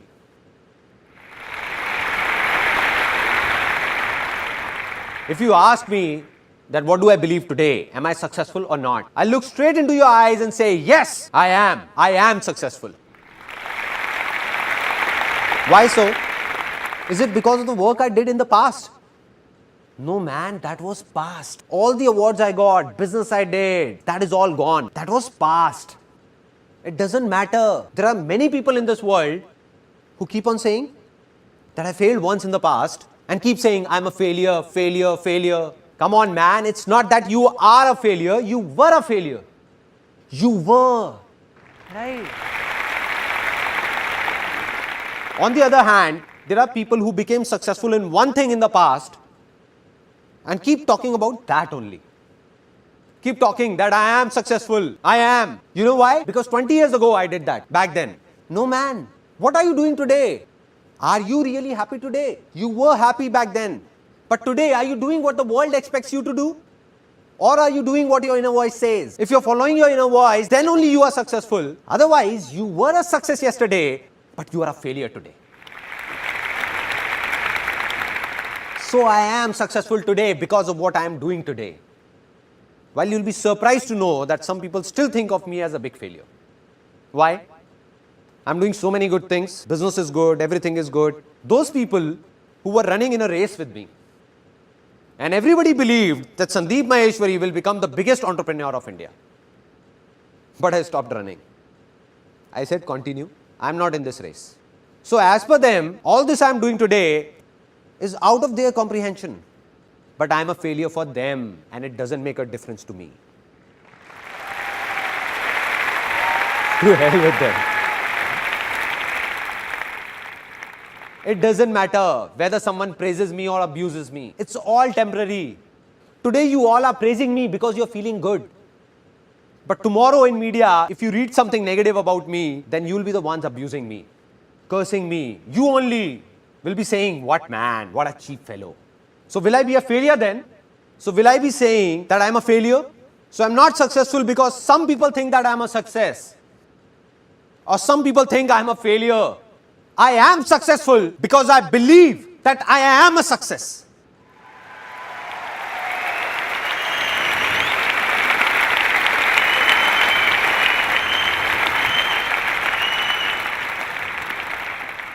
Yesterday I met one of my friends and he was asking that from where do I get the inspiration of doing all this? From where? It all started when I was 12 or 13. My grandmom used to narrate a story to me and I liked it so much that I listened to it daily and cried daily. My grandmom used to say, I'll not narrate it again because you cry. And I used to say, please, please. It was a story of a man who used to be very happy with his family, friends, very happy, enjoying. Then a stage came in his life when greed crept in. And because of that greed, he started fighting with his parents, brothers and sisters, with the whole world. Started thinking just about himself and got separated from everyone. He even started fighting with his own wife and kids. So in the remaining last few seconds of his life, when he was about to leave this world, tears were pouring down and he was crying, crying and crying. And the last words he uttered were that I made a big mistake. I made a big mistake. And he left this world saying this. So when I used to listen to that story, something happened inside me. I don't know what it was, but I always used to think that when my last moments will come, what will I say? What will I say to my people? I didn't know it then, but today I know that during those last few seconds of my life, tears will be pouring down, but I'll be crying out of happiness. And while crying, I'll not say anything to anyone but smile.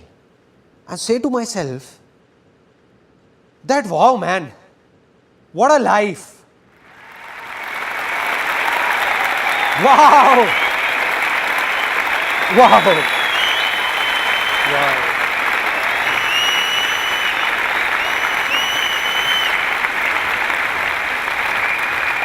This is life.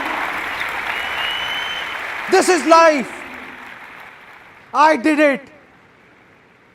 Saying this within me only, not saying anything to anyone, no regrets whatsoever. Now, the final moment of this seminar. I told you in the beginning of this seminar that I don't want anything from you and will never talk about my benefit. I lied to you. I'll ask for something. Won't let you go like this. I'm going to ask for something. So I'm going to ask for something from you from the bottom of my heart. If possible, give it or else don't. So I fold my hands and request you all that today all of you have a hunger to do something, to become someone that has brought you here. But a day will come in your life when you will have much more than you need. That day, if you find someone with a hunger, just be of a little help to that person. That's it.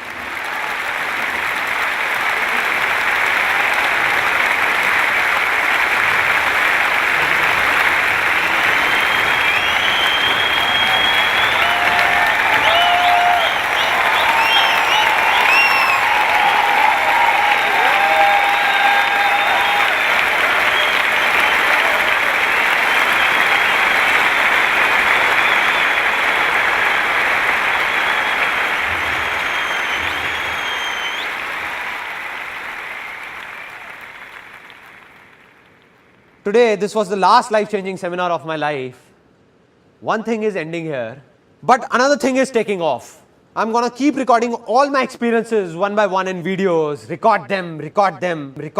Today I told you it's easy. So why is it easy? In every situation of my life, how did I make the smallest of problems and the most complicated problems easy for myself? I'll tell you all in those videos. I'll open up everything.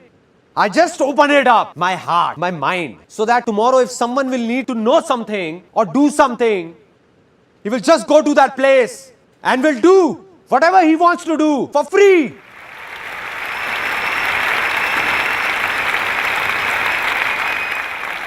And I'll go from this world, but millions like me will come forward. Millions out of you only. Millions like me, where I am standing, right here, someone else will be here, some other crazy fellow, someone else will be doing something like this, and this world will change. This world will change.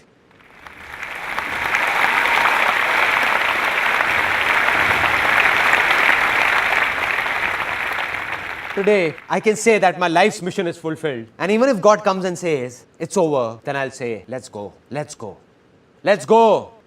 Anyway, you say, I did what I wanted to do, did it. Till today, millions of people have attended my seminars. And if I continued further, another few million would have seen it. But now it's video recording, this video recording that's going on will be watched by billions in near future.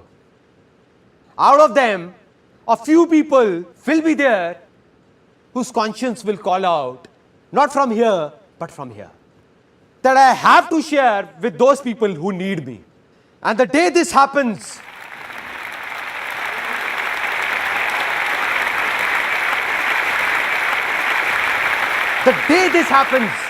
that day, not only in India, but across this whole world, nobody will be hungry. Nobody will be hungry. This world will change. Because this is also easy.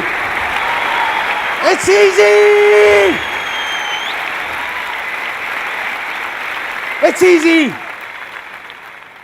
This world will change. Will change.